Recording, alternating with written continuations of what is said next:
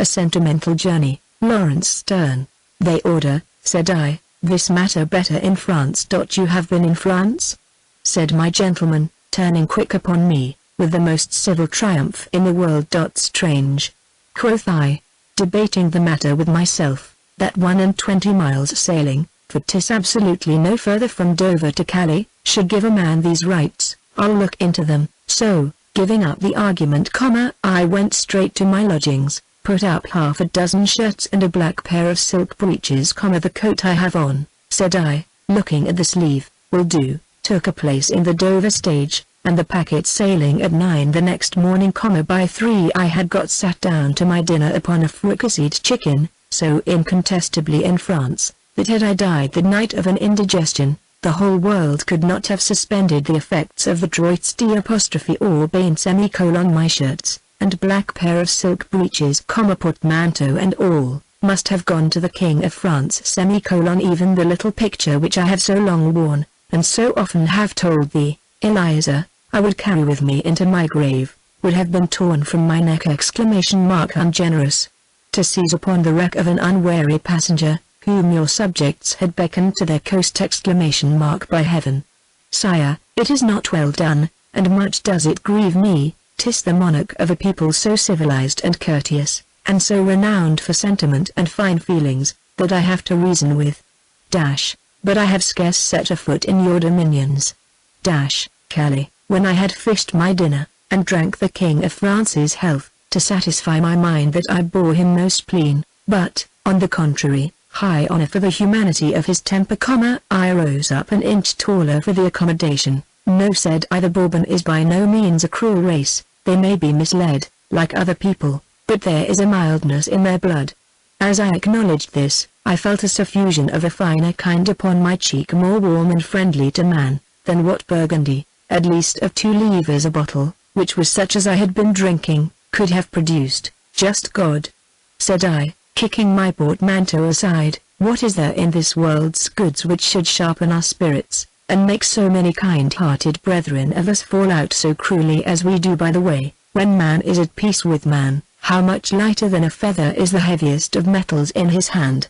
He pulls out his purse, and holding it airily and uncompressed, looks round him, as if he sought for an object to share it with. In doing this, I felt every vessel in my frame dilate, the arteries beat all cheerily together, and every power which sustained life, performed it with so little friction, that 'twould have confounded the most physical procedures in France. With all her materialism, she could scarce have called me a machine.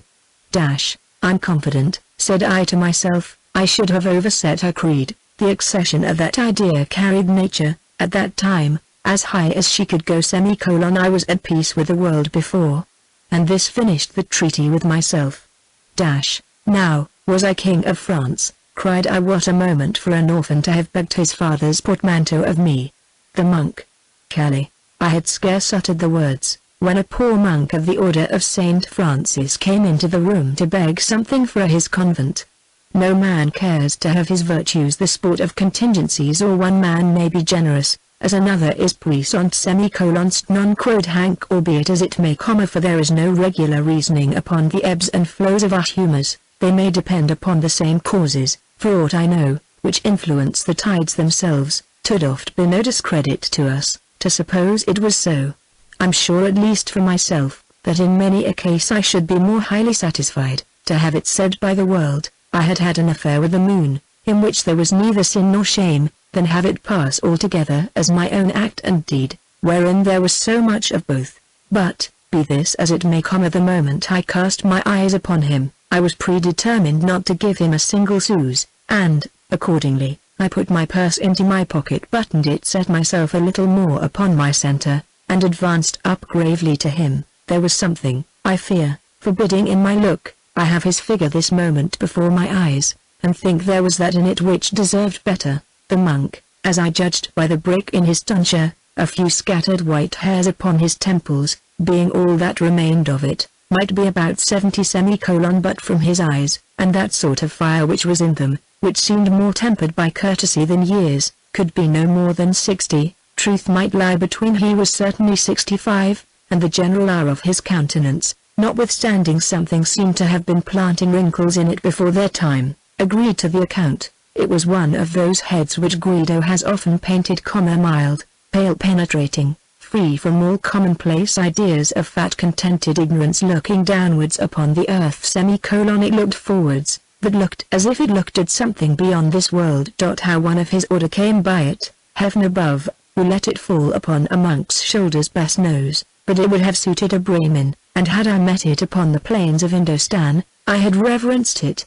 The rest of his outline may be given in a few strokes. One might put it into the hands of anyone to design, for 'twas neither elegant nor otherwise, but as character and expression made it so. It was a thin, spare form, something above the common size, if it lost not the distinction by a bend forward in the figure, but it was the attitude of entreaty, and, as it now stands presented to my imagination, it gained more than it lost by it. When he had entered the room 3 paces, he stood still, and laying his left hand upon his breast, a slender white staff with which he journeyed being in his right. When I had got close up to him, he introduced himself with a little story of the wants of his convent, and the poverty of his order, and did it with so simple a grace, and such an air of deprecation was there in the whole cast of his look and figure, I was bewitched not to have been struck with it. A better reason was, I had predetermined not to give him a single sous. The monk. Calais. 'Tis very true, said I, replying to a cast upwards with his eyes, with which he had concluded his address. 'Tis very true, and heaven be their resource who have no other but the charity of the world, the stock of which, I fear, is no way sufficient for the many great claims which are hourly made upon it. As I pronounced the words great claims, he gave a slight glance with his eye downwards upon the sleeve of his tunic. I felt the full force of the appeal. I acknowledge it, said I, a coarse habit, and that but once in 3 years with meagre diet, are no great matters, and the true point of pity is, as they can be earned in the world with so little industry, that your order should wish to procure them by pressing upon a fund which is the property of the lame, the blind, the aged and the infirm. The captive who lies down counting over and over again the days of his afflictions, languishes also for his share of it, and had you been of the order of mercy, instead of the order of Saint Francis, poor as I am, continued I, pointing at my portmanteau, full cheerfully should it have been opened to you, for the ransom of the unfortunate. The monk made me a bow. But of all others, resumed I, the unfortunate of our own country, surely, have the first rights, and I have left thousands in distress upon our own shore. The monk gave a cordial wave with his head, as much as to say, no doubt there is misery enough in every corner of the world, as well as within our convent, but we distinguish, said I, laying my hand upon the sleeve of his tunic, in return for his appeal we distinguish, my good father, betwixt those who wish only to eat the bread of their own labor and those who eat the bread of other people's, and have no other plan in life, but to get through it in sloth and ignorance. For the love of God, the poor Franciscan made no reply. A hectic of a moment passed across his cheek, but could not tarry. Nature seemed to have done with her resentment in him. He showed none, but letting his staff fall within his arms, he pressed both his hands with resignation upon his breast, and retired. The monk. Calais. My heart smote me the moment he shut the door. Sure, said I, with an air of carelessness, 3 several times, but it would not do. Every ungracious syllable I had uttered crowded back into my imagination. I reflected, I had no right over the poor Franciscan, but to deny him, and that the punishment of that was enough to the disappointed, without the addition of unkind language. I considered his grey hairs. His courteous figure seemed to re-enter and gently ask me what injury he had done me, and why I could use him thus, I would have given 20 livres for an advocate. I have behaved very ill, said I within myself, but I have only just set out upon my travels, and shall learn better manners as I get along. The disobligent. Calais. When a man is discontented with himself, it has one advantage, however, that it puts him into an excellent frame of mind for making a bargain. Now there being no travelling through France and Italy without a chaise, and nature generally prompting us to the thing we are fittest for, I walked out into the coach yard to buy or hire something of that kind to my purpose. An old disobligent in the furthest corner of the court hit my fancy at first sight, so I instantly got into it, and finding it in tolerable harmony with my feelings, I ordered the waiter to call Monsieur Disne, the master of the hotel, but Monsieur Disne being gone to vespers, and not caring to face the Franciscan, whom I saw on the opposite side of the court, in conference with a lady just arrived at the inn, I drew the taffeta curtain betwixt us, and being determined to write my journey, I took out my pen and ink and wrote the preface to it in the Desobligent. Preface. In the Desobligent, it must have been observed by many a peripatetic philosopher, that nature has set up by her own unquestionable authority certain boundaries and fences to circumscribe the discontent of man. She has effected her purpose in the quietest and easiest manner by laying him under almost insuperable obligations to work out his ease, and to sustain his sufferings at home. It is there only that she has provided him with the most suitable objects to partake of his happiness, and bear a part of that burden which in all countries and ages has ever been too heavy for one pair of shoulders. 'Tis true, we are endued with an imperfect power of spreading our happiness sometimes beyond her limits, but 'tis so ordered, that, from the want of languages, connections, and dependencies, and from the difference in education, customs, and habits, we lie under so many impediments in communicating our sensations out of our own sphere, as often amount to a total impossibility. It will always follow from hence, that the balance or sentimental commerce is always against the expatriated adventurer. He must buy what he has little occasion for, at their own price. His conversation will seldom be taken in exchange for theirs without a large discount, and this, by the by, eternally driving him into the hands of more equitable brokers. For such conversation as he can find, it requires no great spirit of divination to guess at his party. This brings me to my point, and naturally leads me, if the seesaw of this Desobligent will but let me get on, into the efficient as well as final causes of travelling. Your idle people that leave their native country, and go abroad for some reason or reasons which may be derived from one of these general causes: infirmity of body, imbecility of mind, or inevitable necessity. The first two include all those who travel by land or by water, laboring with pride, curiosity, vanity, or spleen, subdivided and combined ad infinitum. The third class includes the whole army of peregrine martyrs, more especially those travelers who set out upon their travels with the benefit of the clergy, either as delinquents traveling under the direction of governors recommended by the magistrates, or young gentlemen transported by the cruelty of parents and guardians, and traveling under the direction of governors recommended by Oxford, Aberdeen, and Glasgow. There is a fourth class, but their number is so small that they would not deserve a distinction, were it not necessary in a work of this nature to observe the greatest precision and nicety, to avoid a confusion of character.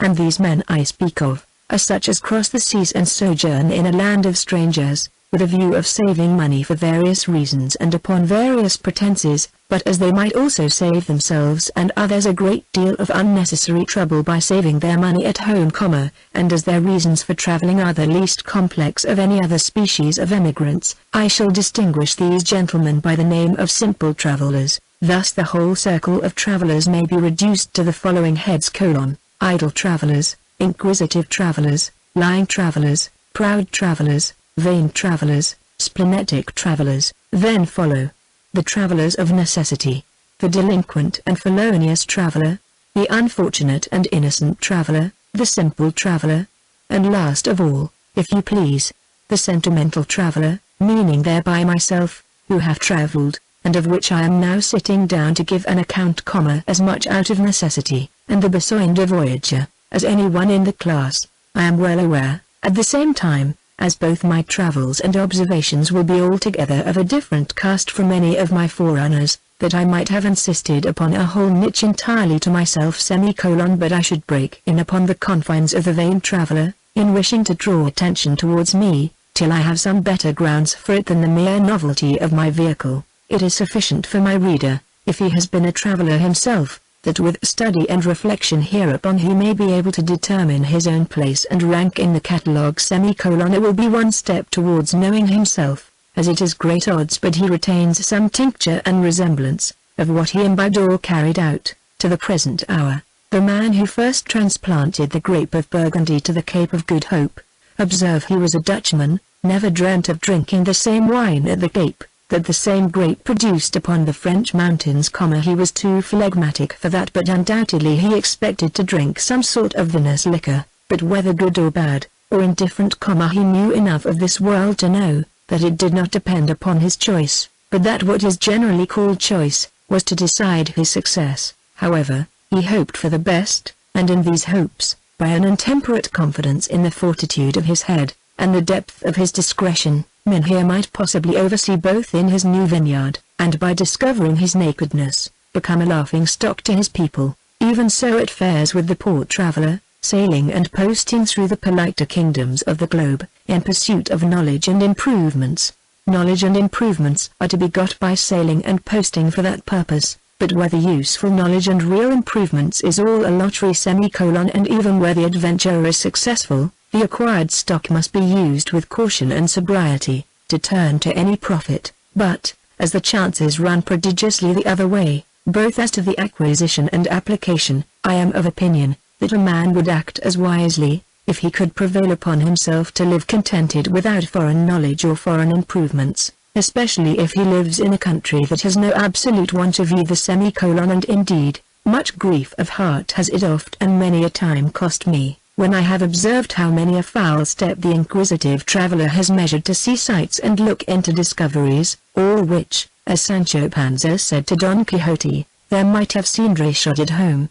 It is an age so full of light, that there is scarce a country or corner in Europe whose beams are not crossed and interchanged with others. Knowledge, in most of its branches, and in most affairs, is like music in an Italian street, whereof those may partake who pay nothing. But there is no nation under heaven, and God is my record, before whose tribunal I must one day come and give an account of this work, that I do not speak it vauntingly, but there is no nation under heaven abounding with more variety of learning, where the sciences may be more fitly wooed, or more surely won, than here, where art is encouraged, and will so soon rise high, where nature, take her all together, has so little to answer for, and, to close all, where there is more wit and variety of character to feed the mind with. Where then, my dear countryman, are you going?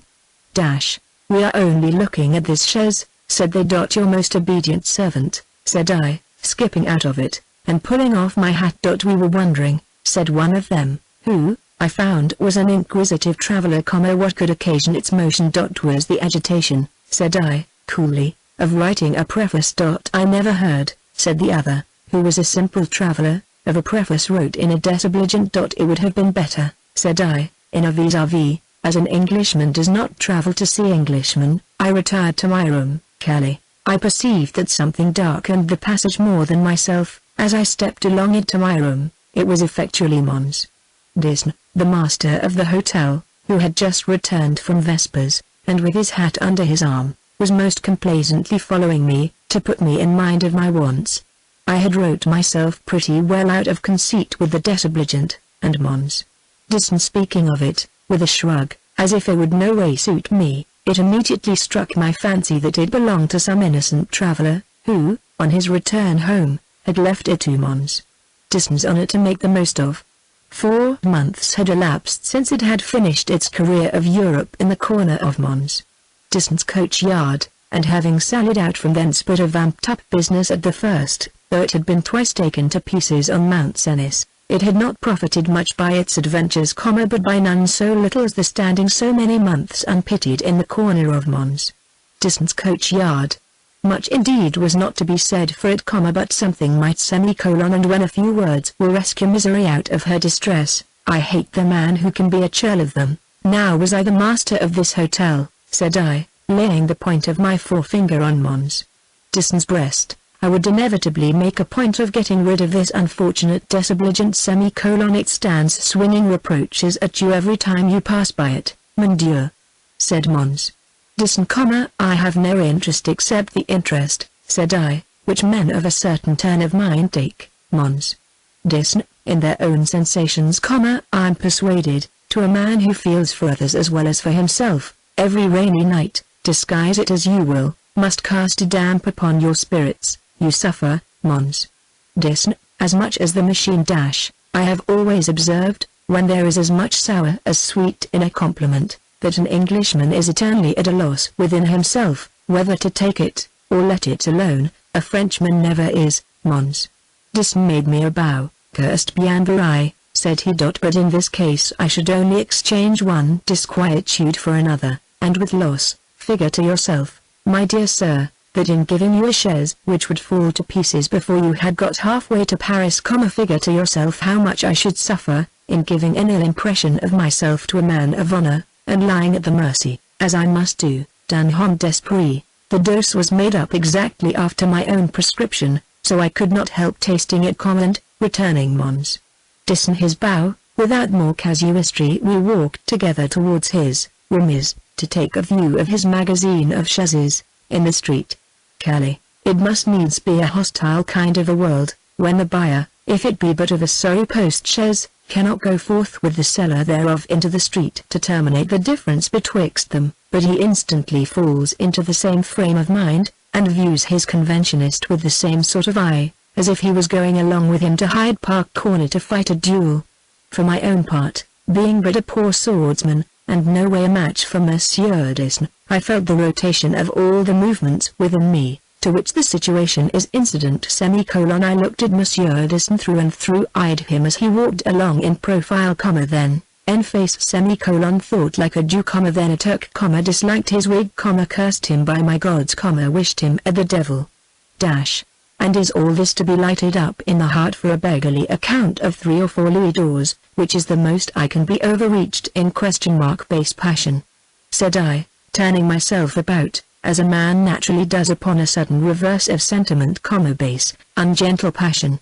Thy hand is against every man, and every man's hand against thee. Heaven forbid, said she, raising her hand up to her forehead, for I had turned full in front upon the lady whom I had seen in conference with the monk. She had followed us unperceived. Heaven forbid, indeed, said I, offering her my own . She had a black pair of silk gloves, open only at the thumb and 2 forefingers, so accepted it without reserve, and I led her up to the door of the remise. Monsieur Disn had diaboled the key above 50 times before he had found out he had come with the wrong one in his hand. We were as impatient as himself to have it opened, and so attentive to the obstacle that I continued holding her hand almost without knowing it, so that Monsieur Disn left us together with her hand in mine, and with our faces turned towards the door of the remise, and said he would be back in 5 minutes. Now a colloquy of 5 minutes, in such a situation, is worth one of as many ages, with your faces turned towards the street.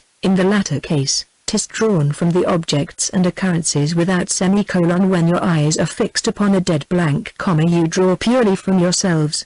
A silence of a single moment upon Mons.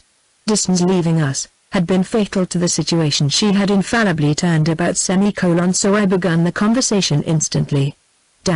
But what were the temptations, as I write not to apologize for the weaknesses of my heart in this but to give an account of them, shall be described with the same simplicity with which I felt them. The remise door. Calais.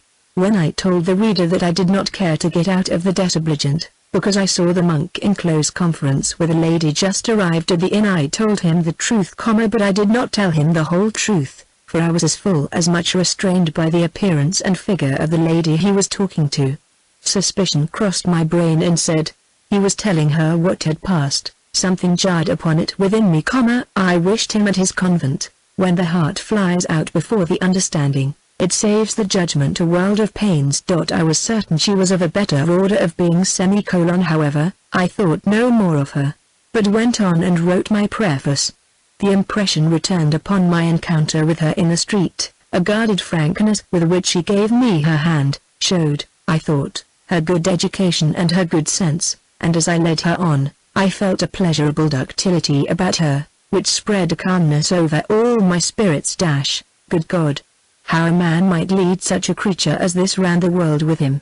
I had not yet seen her face. 'Twas not material, for the drawing was instantly set about, and long before we had got to the door of the remise, Fancy had finished the whole head, and pleased herself as much with its fitting her goddess, as if she had dived into the Tiber for it.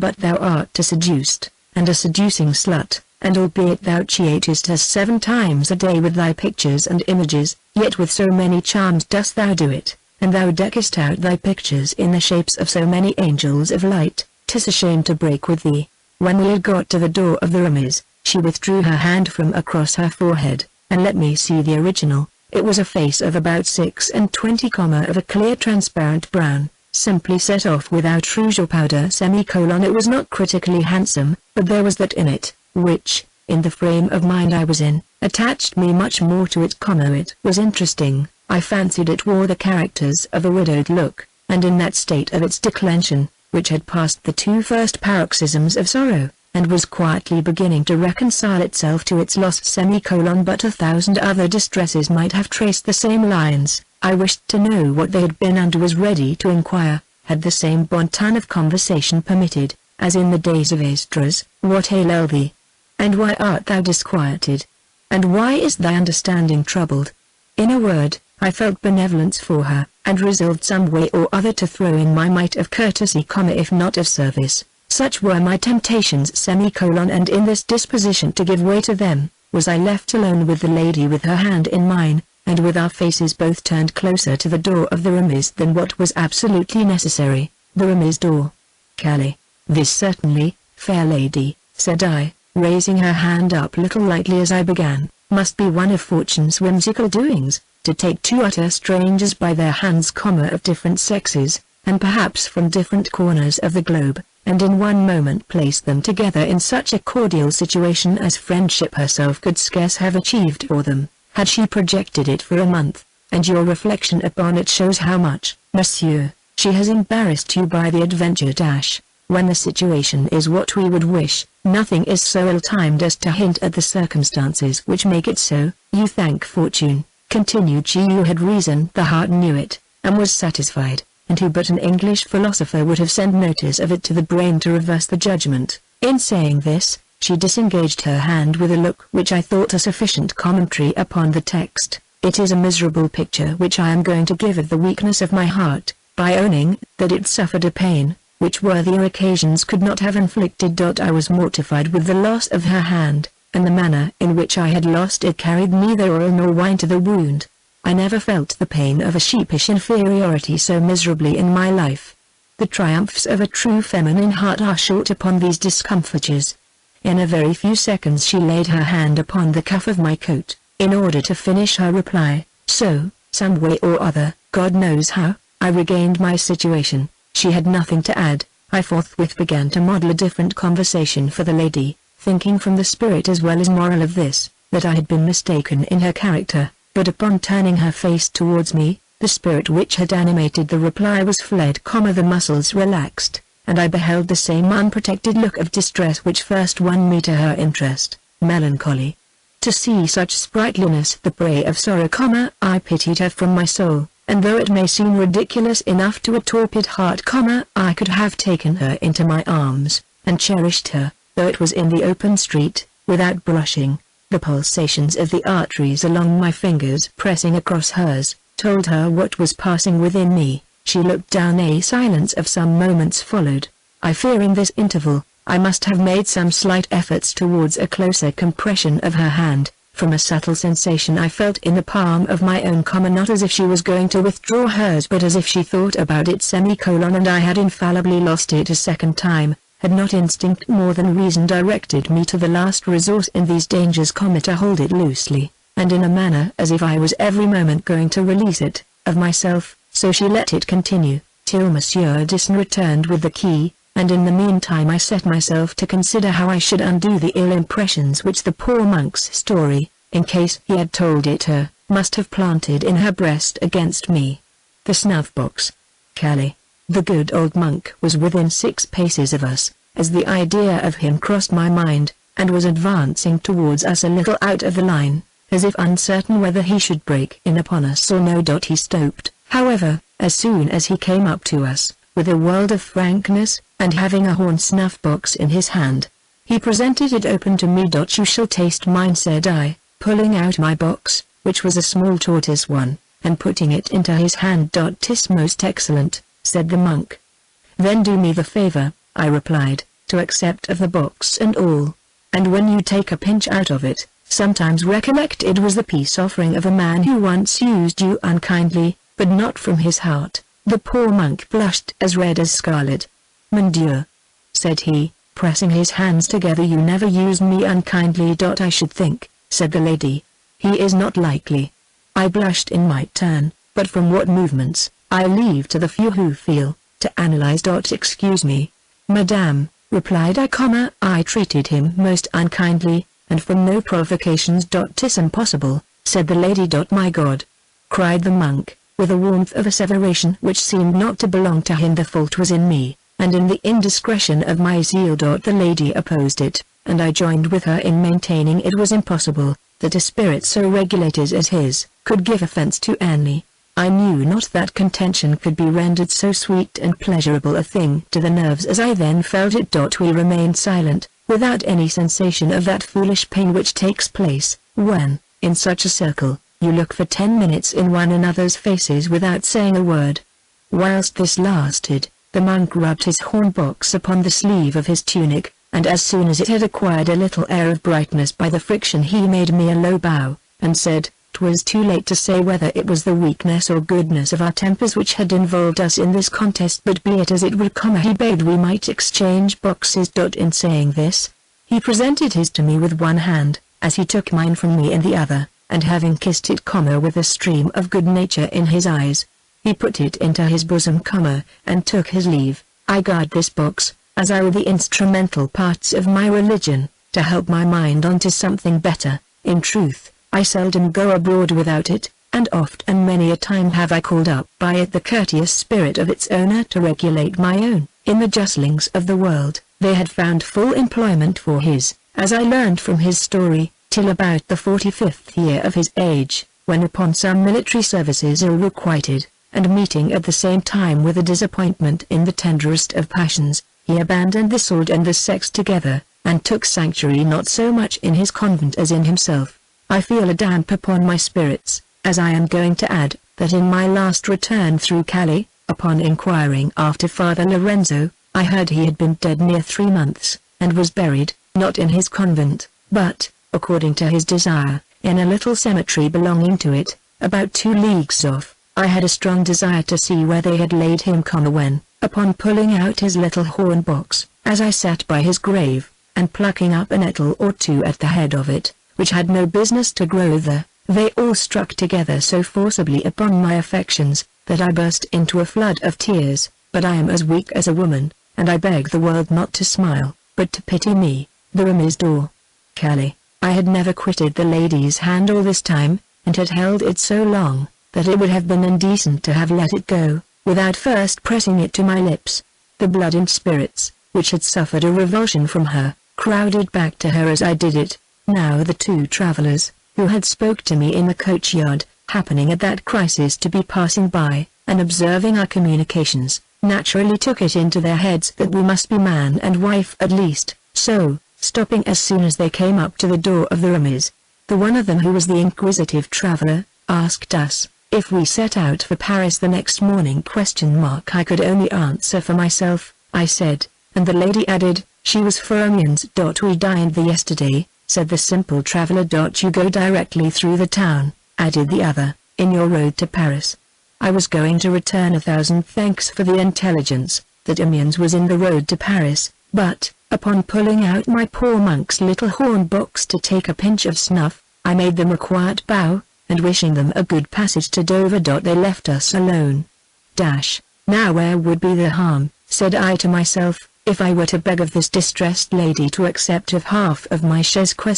And what mighty mischief could ensue? Every dirty passion, and bad propensity in my nature took the alarm, as I stated the proposition. It will oblige you to have a 3rd horse, said Avarice, which will put 20 livres out of your pocket. You know not what she is, said Caution. Or what scrapes the affair may draw you into, whispered Cowardice.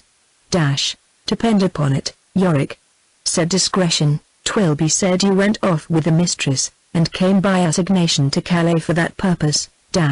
You can never after, cried Hypocrisy aloud, show your face in the world. Or rise, quoth Meanness, in the church. Or be anything in it, said Pride, but a lousy prebendary. But 'tis a civil thing, said I. And as I generally act from the first impulse, and therefore seldom listen to these cabals, which serve no purpose, that I know of, but to encompass their heart with adamant. I turned instantly about to the lady. But she had glided off unperceived, as the cause was pleading, and had made 10 or a dozen paces down the street, by the time I had made the determination, so I set off after her with a long stride, to make her the proposal, with the best address I was master of, but observing she walked with her cheek half resting upon the palm of her hand, with the slow short measured step of thoughtfulness, and with her eyes, as she went step by step, fixed upon the ground, it struck me she was trying the same cause herself. God help her, said I, she has some mother-in-law, or tartuffish aunt, or nonsensical old woman, to consult upon the occasion, as well as myself, so not caring to interrupt the process, and deeming it more gallant to take her at discretion than by surprise, I faced about and took a short turn or two before the door of the Roomies, whilst she walked musing on one side, in the street. Kelly, having, on the first sight of the lady, settled the affair in my fancy that she was of the better order of beings, and then laid it down as a second axiom, as indisputable as the first, that she was a widow's, and wore a character of distress, I went no further. I got ground enough for the situation which pleased me, and had she remained close beside my elbow till midnight, I should have held true to my system, and considered her only under that general idea. She had scarce got 20 paces distant from me, ere something within me called out for a more particular inquiry. It brought on the idea of a further separation. I might possibly never see her more. The heart is for saving what it can, and I wanted the traces through which my wishes might find their way to her, in case I should never rejoin her myself. In a word, I wished to know her name, her family's, her condition, and as I knew the place to which she was going, I wanted to know from whence she came, but there was no coming at all this intelligence. 100 little delicacies stood in the way. I formed a score different plans. There was no such thing as a man's asking her directly, the thing was impossible. A little French debonair captain, who came dancing down the street, showed me it was the easiest thing in the world, for, popping in betwixt us, just as the lady was returning back to the door of the Roomies, he introduced himself to my acquaintance, and before he had well got announced, bade I would do him the honor to present him to the lady. I had not been presented myself, so turning about to her, he did it just as well, by asking her if she had come from Paris. Number she was going that route, she said. Vousens pas de Londres? She was not, she replied. Then madam must have come through Flanders. Apparemment Vousits flamand? Said the French captain. The lady answered, she was. Peut-être de Lille? Added he. She said, she was not of Lille. Nor Arras? Nor Cambrai? Nor Ghent? Nor Brussels? She answered, she was of Brussels. He had had the honor, he said, to be at the bombardment of it last war, that it was finely situated, poor sailor, and full of noblesse when the imperialists were driven out by the French. The lady made a slight courtesy, so giving her an account of the affair, and of the share he had had in it, he bade the honor to know her name, so made his bow. Et Madame Saint-Marie? Said he, looking back when he had made 2 steps, and, without staying for an answer, danced down the street. Had I served 7 years' apprenticeship to good breeding, I could not have done as much. As the little French captain left us, Mons. Disson came up with the key of the Roomies in his hand, and forthwith let us into his magazine of chaises. The first object which caught my eye, as Mons. Disson opened the door of the Roomies, was another old tattered desobligent, and notwithstanding it was the exact picture of that which had hit my fancy so much in the coach-yard but an hour before, the very sight of it stirred up a disagreeable sensation within me now, and I thought 'twas a churlish beast into whose heart the idea could first enter, to construct such a machine, nor had I much more charity for the man who could think of using it. I observed the lady was as little taken with it as myself, so Mons. Disson led us on to a couple of chaises which stood abreast, telling us, as he recommended them, that they had been purchased by my Lord A. and B. to go the grand tour, but had gone no further than Paris, so were in all respects as good as new. They were too good, so I passed on to a third, which stood behind, and forthwith begun to chaffer for the price. But 'twill scarce hold 2, said I, opening the door and getting in. Of the goodness, madame, said Mons. Disson, offering his arm, to step in. The lady hesitated half a second, and stepped in, and the waiter that moment beckoning to speak to Monday Disn, he shut the door of the chaise upon us, and left us. Cursed bien comique, 'tis very droll, said the lady, smiling, from the reflection that this was the second time we had been left together by a parcel of nonsensical contingencies. Cursed bien comique, said she.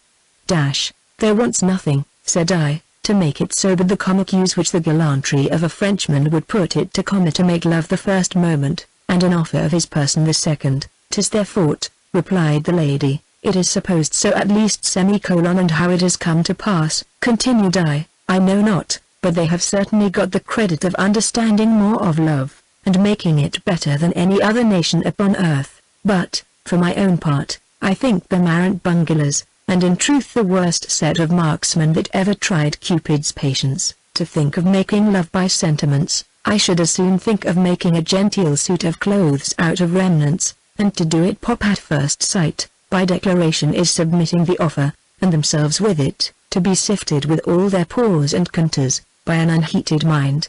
The lady attended as if she expected I should go on. Consider then, Madame, continued I, laying my hand upon hers colon, that grave people hate love for the name's sake, that selfish people hate it for their own, hypocrites for heavens, and that all of us, both old and young, being 10 times worse frightened than hurt by the very report. What a want of knowledge in this branch of comments a man betrays, whoever lets the word come out of his lips, till an hour or two, at least, after the time that his silence upon it becomes tormenting. A course of small, quiet attentions, not so pointed as to alarm nor so vague as to be misunderstood, with now and then a look of kindness, and little or nothing said upon it, leaves nature for your mistress, and she fashions it to her mind. Then I solemnly declare, said the lady, blushing, you've been making love to me all this while. Monsieur Addison came back to let us out of the chaise, and acquaint the lady, the Count de L., her brother, was just arrived at the hotel. Though I had infinite goodwill for the lady, I cannot say that I rejoiced in my heart at the event, and could not help telling her so. For it is fatal to a proposal. Madame, said I, that I was going to make to you. You need not tell me what the proposal was, said she, laying her hand upon both mine, as she interrupted me. A man, my good sir, has seldom an offer of kindness to make to a woman, but she has a presentiment of it some moments before. Nature arms her with it, said I, for immediate preservation. But I think, said she, looking in my face, I had no evil to apprehend. To deal frankly with you, had determined to accept it. If I had. She stopped a moment. I believe your goodwill would have drawn a story from me, which would have made pity the only dangerous thing in the journey. In saying this, she suffered me to kiss her hand twice, and with a look of sensibility mixed with concern, she got out of the chaise, and bid adieu, in the street. Calais. I never finished a 12-guinea bargain so expeditiously in my life. My time seemed heavy, upon the loss of the lady, and knowing every moment of it would be as two, till I put myself into motion. I ordered post-horses directly, and walked towards the hotel. Lord, said I, hearing the town clock strike 4, and recollecting that I had been little more than a single hour in Calais, what a large volume of adventures may be grasped within this little span of life by him who interests his heart in everything, and who, having eyes to see what time and chance are perpetually holding out to him as he journeyeth on his way, misses nothing he can fairly lay his hands on. If this won't turn out something, another will. No matter, 'tis an assay upon human nature. I get my labor for my pains, 'tis enough. The pleasure of the experiment has kept my senses and the best part of my blood awake, and laid the gross to sleep. I pity the man who can travel from Dan to Beersheba, and cry, 'tis all barren. And so it is, and so is all the world to him who will not cultivate the fruits it offers.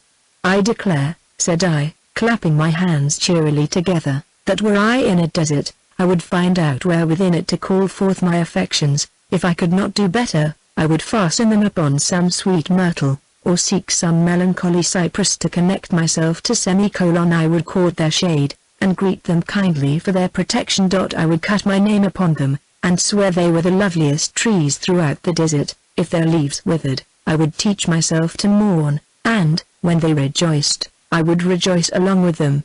The learned smell fungus traveled from Boulogne to Paris, from Paris to Rome, and so on, but he set out with the spleen and jaundice, and every object he passed by was discolored or distorted. He wrote an account of them, but was nothing but the account of his miserable feelings. I met smell fungus in the grand portico of the Pantheon. He was just coming out of it. "'Tis nothing but a huge cockpit," said he. "I wish you had said nothing worse of the Venus of Medicis," replied I, for in passing through Florence, I had heard he had fallen foul upon the goddess, and used her worse than a common strumpet, without the least provocation in nature. I popped upon smell fungus again at Turin, in his return home, and a sad tale of sorrowful adventures had he to tell, wherein he spoke of moving accidents by flood and field, and of the cannibals that each other eat, the anthropophagi. He had been flayed alive, and bedeviled, and used worse than Saint Bartholomew, at every stage he had come at. "I'll tell it," cried smell fungus, "to the world." "You had better tell it," said I, "to your physician." Mundungus, with an immense fortune, made the whole tour, going on from Rome to Naples, from Naples to Venice, from Venice to Vienna, to Dresden, to Berlin, without one generous connection or pleasurable anecdote to tell of. But he had travelled straight on, looking neither to his right hand nor his left, lest love or pity should seduce him out of his road. Peace be to them, if it is to be found. But heaven itself, were it possible to get there with such tempers, would want objects to give it. Every gentle spirit would come flying upon the wings of love to hail their arrival. Nothing would the souls of smell fungus and mundungus hear of, but fresh anthems of joy, fresh raptures of love, and fresh congratulations of their common felicity. I heartily pity them. They have brought up no faculties for this work, and, were the happiest mansion in heaven to be allotted to smell fungus and mundungus, they would be so far from being happy, that the souls of smell fungus and mundungus would do penance there to all eternity. I had once lost my portmanteau from behind my chaise, and twice got out in the rain, and one of the times up to the knees in dirt, to help the postilion to tie it on, without being able to find out what was wanting. Nor was it till I got to Montreal, upon the landlord's asking me if I wanted not a servant, that it occurred to me, that was the very thing, a servant. "That I do most sadly," quoth I. "Because, monsieur," said the landlord, "there is a clever young fellow, who would be very proud of the honor to serve an Englishman. But why an English one? More than any other question mark. They are so generous," said the landlord. "I'll be shot if this is not a livre out of my pocket," quoth I to myself, "this very night. But they have wherewithal to be so, monsieur," added he. "Set down 1 livre more for that," quoth I. "It was but last night," said the landlord, "quan my lord Anglois presentot unaque la folder chamber.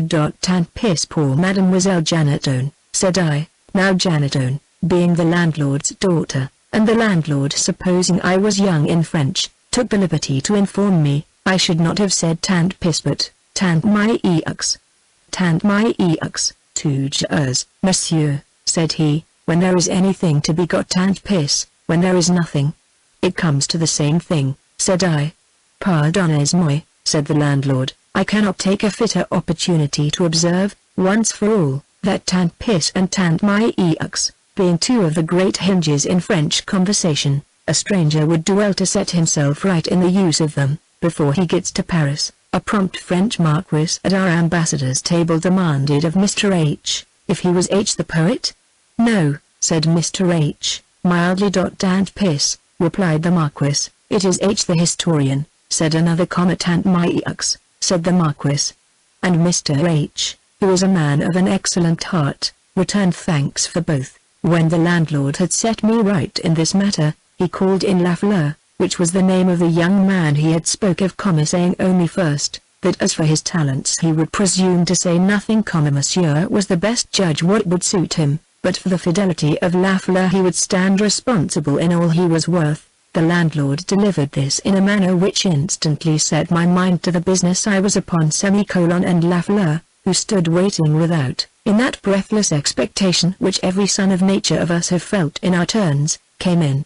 I am apartment to be taken with all kinds of people at first sight, but never more so than when a poor devil comes to offer his service to so poor a devil as myself, and as I knows this weakness, I always suffer my judgment to draw back something on that very account, and this more or less, according to the mood I am in, and the case and I may add, the gender too, of the person I am to govern. When Lafleur entered the room, after every discount I could make for my soul, the genuine look and air of the fellow determined the matter at once in his favor, so I hired him first, and then began to inquire what he could do. But I shall find out his talents, quoth I, as I want them, besides, a Frenchman can do everything. Now poor Lafleur could do nothing in the world but beat a drum, and play a march or two upon the fife. I was determined to make his talents do, and can't say my weakness was ever so insulted by my wisdom as in the attempt. Lafleur had set out early in life, as gallantly as most Frenchmen do, with serving for a few years, at the end of which, having satisfied the sentiment, and found, moreover, that the honor of beating a drum was likely to be its own reward, as it opened no further track of glory to him, he retired as his terres, and lived il plaisait à Dieu, that is to say, upon nothing. And so, quoth Wisdom, you have hired a drummer to attend you in this tour of yours through France and Italy, ! Sure, said I, and do not one half of our gentry go with a humdrum companion and do voyage the same round, and have the piper and the devil and all to pay besides? When man can extricate himself with an equivoque in such an unequal match, he is not a laugh. But you can do something else, Lafleur, said I. Oquui. He could make spattered ashes, and play a little upon the fiddle. Bravo, said Wisdom. Why, I play a bass myself, said I. We shall do very well. You can shave, and dress a wig a little, Lafleur? He had all the dispositions in the world. It is enough for heaven, said I, interrupting him, and ought to be enough for me. So, supper coming in, and having a frisky English spaniel on one side of my chair, and a French valet, with as much hilarity in his countenance as ever nature painted in one, on the other, I was satisfied to my heart's content with my empire, and if monarchs knew what they would be at, there might be as satisfied as I was. As Lafleur went the whole tour of France and Italy with me, and will be often upon the stage, I must interest the reader a little further in his behalf, by saying, that I had never less reason to repent of the impulses which generally do determine me, than in regard to this fellow. He was a faithful, affectionate, simple soul as ever trudged after the heels of a philosopher, and, notwithstanding his talents of drum beating and spattered ash making, which, though very good in themselves, happened to be of no great service to me, yet was I hourly recompensed by the festivity of his temper. It supplied all defects. I had a constant resource in his looks. In all difficulties and distresses of my own I was going to have added of his too, but Lafleur was out of the reach of everything, for, whether 'twas hunger or thirst, or cold or nakedness, or watchings, or whatever stripes of ill luck Lafleur met with in our journeyings, there was no index in his physiognomy to point them out by. He was eternally the same. So that if I am a piece of a philosopher, which Satan now and then puts it into my head I am, it always mortifies the pride of the conceit, by reflecting how much I owe to the complexional philosophy of this poor fellow, for shaming me into one of a better kind.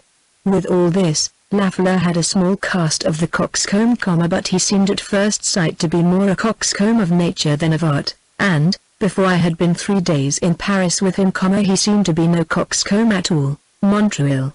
The next morning, Lafleur entering upon his employment, I delivered to him the key of my portmanteau, with an inventory of my 6 shirts and silk pair of breeches, and bid him fasten all upon the chaise, get the horses put to, and desire the landlord to come in with his bill. Cursed ungark and a bonne fortune, said the landlord, pointing through the window to 6 wenches who had got round about Lafleur, and were most kindly taking their leave of him, as the postilion was leading out the horses.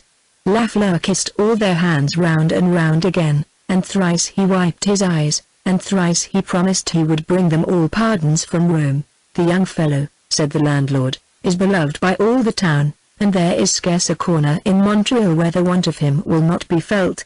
He has but one misfortune in the world, continued he is always in love. I am heartily glad of it, said I, 'twill save me the trouble every night of putting my breeches under my head. In saying this, I was making not so much Lafleur's eloge as my own.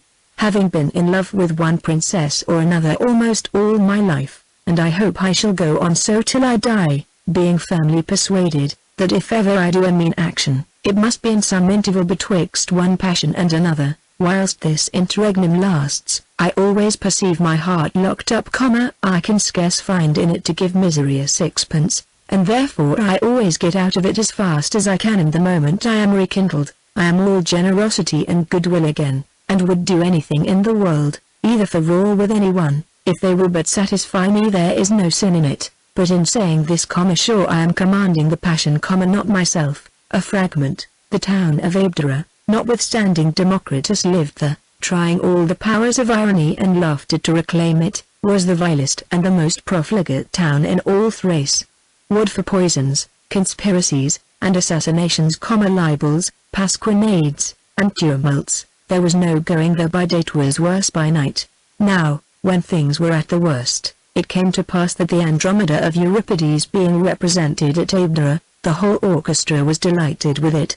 But of all the passages which delighted them, nothing operated more upon their imaginations than the tender strokes of nature which the poet had wrought up in that pathetic speech of Perseus, "O Cupid, prince of gods and men." And see, every man almost spoke pure iambics the next day, and talked of nothing but Perseus, his pathetic address, "O Cupid, prince of gods and men." In every street of Abdera, in every house, "O Cupid, Cupid," in every mouth, like the natural notes of some sweet melody which drop from it, whether it will or no, nothing but Cupid, Cupid, prince of gods and men. The fire court and the whole city, like the heart of one man, opened itself to love. No pharmacopolist could sell one grain of hellebore, not a single armorer had a heart to forge one instrument of death.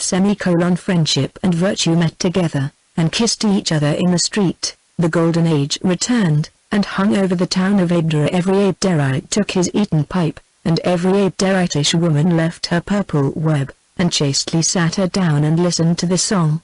"'Twas only in the power," says the fragment, "of the God whose empire extendeth from heaven to earth, and even to the depths of the sea, to have done this, Montreal, when all is ready, and every article is disputed and paid for in the inn, unless you are a little soured by the adventure, there is always a matter to compound at the door, before you can get into your chaise, and that is with the sons and daughters of poverty, who surround you.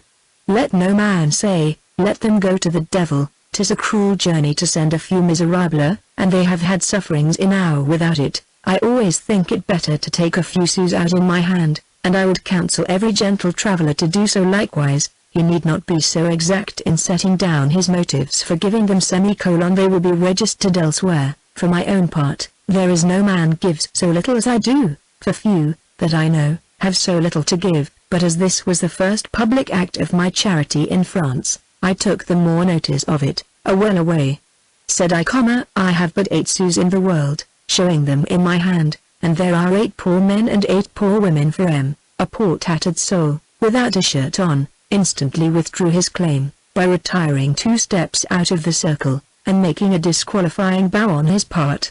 Had the whole parterre cried out, "Place aux dames," with one voice, it would not have conveyed the sentiment of a deference for the sex with half the effect. Just heaven!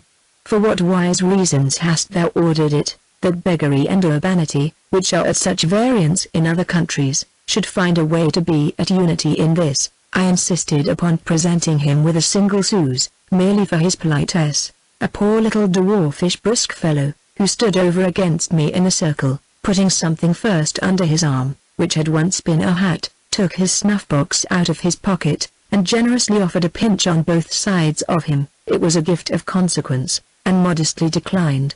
The poor little fellow pressed it upon them with a nod of welcomeness. "Prenez and prenez," said he, looking another way, so they each took a pinch. "Pity thy box should ever want one," said I to myself, so I put a couple of sous into it, taking a small pinch out of his box, to enhance their value. As I did it, he felt the weight of the second obligation more than of the first. It was doing him an honor, the other was only doing him a charity, and he made me a bow down to the ground for it. "Here," said I to an old soldier with one hand, who had been campaigned and worn out to death in the service, "here's a couple of sous for thee." "Vive le roi," said the old soldier, I had then but 3 sous left, so I gave one, simply, pour l'armade adieu, which was the footing on which it was beg apostrophe d. The poor woman had a dislocated hip, so it could not be well upon any other motive. Mon cher et très charitable monsieur. There's no opposing this, said I, my lord Anglois. The very sound was worth the money semicolon. So I gave my last sous for it. But in the eagerness of giving, I had overlooked a poor Vahantux, who had had no one to ask a sous for him, and who, I believe, would have perished, ere he could have asked one for himself. He stood by the chaise a little without the circle, and wiped a tear from a face which I thought had seen better days. Good God, said I, and I have not one single sous left to give him. But you have 1,000. Cried all the powers of nature, stirring within me semicolon. So I gave him, no matter what. I am ashamed to say how much now, and was ashamed to think how little then. So, if the reader can form any conjecture of my disposition, as these 2 fixed points are given him, he may judge within a livre or 2 what was the precise sum. I could afford nothing for the rest, but Dieu vous bénisse, et le bon Dieu vous bénisse encore, said the old soldier, the dwarf, and see. The poor Vahantux could say nothing semicolon. He pulled out a little handkerchief, and wiped his face as he turned away, and I thought he thanked me more than them all. The bidet. Having settled all these little matters, I got into my post-chaise with more ease than ever I got into a post-chaise in my life, and Lafleur, having got one large jack-boot on the far side of a little bidet, and another on this, for I count nothing of his legs, he cantered away before me as happy and as perpendicular as a prince. But what is happiness? What is grandeur in this painted scene of life? A dead ass, before we had got a league, put a sudden stop to Lafleur's career semicolon. His bidet would not pass by it, a contention arose betwixt them, and the poor fellow was kicked out of his jack-boots the very first kick. Lafleur bore his fall like a French Christian, saying neither more nor less upon it, than diable. So presently got up, and came to the charge again astride his bidet, beating him up to it as he would have beat his drum. The bidet flew from one side of the road to the other, then back again, then this way, then that way, and in short, every way but by the dead ass. Lafleur insisted upon the thing, and the bidet threw him. What's the matter, Lafleur, said I, with this bidet of thine? Monsieur, said he, cursed uncheval la place opiniata du monde. Nay, if he is a conceited beast, he must go his own way, replied I. So Lafleur got off him, and giving him a good sound lash, the bidet took me at my word, and away he scampered back to Montreal. Best, said Lafleur, it is not malapropos to take notice here, that though Lafleur availed himself but of 2 different terms of exclamation in this encounter, namely, diable and best, that there are, nevertheless, 3 in the French language, like the positive, comparative, and superlative, one or the other of which serves for every unexpected throw of the dice in life. Le diable, which is the first, and positive degree, is generally used upon ordinary emotions of the mind, where small things only fall out contrary to your expectations, such as the throwing once doublets, Lafleur's being kicked off his horse, and so forth. Cuckoldom, for the same reason, is always laudable, but, in cases where the cast has something provoking in it, as in that of the bidet's running away after, and leaving Lafleur aground in jack-boots, 'tis the second degree, 'tis then best, and for the third dash. But here my heart is wrung with pity and fellow-feeling, when I reflect what miseries must have been their lot, and how bitterly so refined a people must have smarted, to have forced them upon the use of it. Grant me, O ye powers which touch the tongue with eloquence in distress! Whatever is my cast, grant me but decent words to exclaim in, and I will give my nature way. But as these were not to be had in France, I resolved to take every evil just as it befell me, without any exclamation at all. Lafleur, who had made no such covenant with himself, followed the bidet with his eyes till it was got out of sight, and then, you may imagine, if you please, with what word he closed the whole affair. As there was no hunting down a frightened horse in jack-boots, there remained no alternative but taking Lafleur either behind the chaise, or into it. I preferred the latter, and in half an hour we got to the post-house at Nampont. The dead ASS, and this, said he, putting the remains of a crust into his wallet, and this should have been thy portion, said he, Hadst thou been alive to have shared it with me. I thought, by the accent, it had been an apostrophe to his child, but 'twas to his ass, and to the very ass we had seen dead in the road, which had occasioned Lafleur's misadventure. The man seemed to lament it much, and it instantly brought into my mind Sancho's lamentation for his, but he did it with more true touches of nature. The mourner was sitting upon a stone bench at the door, with the ass's panel and its bridle on one side, which he took up from time to time, then laid them down, looked at them, and shook his head. He then took his crust of bread out of his wallet again, as if to eat it, held it some time in his hand, then laid it upon the bit of his ass's bridle, looked wistfully at the little arrangement he had made, and then gave a sigh. The simplicity of his grief drew numbers about him, and Lafleur amongst the rest. Whilst the horses were getting ready, as I continued sitting in the post-chaise, I could see and hear over their heads. He said he had come last from Spain, where he had been from the furthest borders of Franconia, and had got so far on his return home, when his ass died. Everyone seemed desirous to know what business could have taken so old and poor a man so far a journey from his own home. It had pleased heaven, he said, to bless him with 3 sons, the finest lads in Germany. But having in 1 week lost 2 of the eldest of them by the smallpox, and the youngest falling ill of the same distemper, he was afraid of being bereft of them all, and made a vow, if heaven would not take him from him also, he would go in gratitude to Street Diago in Spain. When the mourner got thus far on his story, he stooped to pay nature her tribute, and wept bitterly. He said, heaven had accepted the conditions, and that he had set out from his cottage with this poor creature, who had been a patient partner of his journey, that it had eaten the same bread with him all the way, and was unto him as a friend. Everybody who stood about, heard the poor fellow with concern. Lafleur offered him money. The mourner said he did not want it. It was not the value of the ass but the loss of him. The ass, he said, he was assured, loved him. And upon this told them a long story of a mischance upon their passage over the Pyrenean mountains, which had separated them from each other 3 days, during which time the ass had sought him as much as he had sought the ass, and that they had scarce either eaten or drank till they met. Thou hast one comfort, friend, said I, at least, in the loss of thy poor beast. I'm sure thou hast been a merciful master to him. Alas, said the mourner, I thought so when he was alive, but now that he is dead, I think otherwise. I fear the weight of myself and my afflictions together have been too much for him, they have shortened the poor creature's days, and I fear I have them to answer for. Shame on the world. Said I to myself, did we but love each other as this poor soul loved his ass, be something. Nampont. The postilion. The concern which the poor fellow's story threw me into required some attention. The postilion paid not the least to it, but set off upon the pave in a full gallop. The thirstiest soul in the most sandy desert of Arabia could not have wished more for a cup of cold water, than mine did for grave and quiet movements, and I should have had an high opinion of the postilion had he but stolen off with me in something much like a pensive pace. On the contrary, as the mourner finished his lamentation, the fellow gave an unfeeling lash to each of his beasts, and set off clattering like 1,000 devils. I called to him as loud as I could, for heaven's sake to go slower, and the louder I called, the more unmercifully he galloped. The deuce take him and his galloping too, said I, he'll go on tearing my nerves to pieces till he has worked me into a foolish passion, and then he'll go slow that I may enjoy the sweets of it.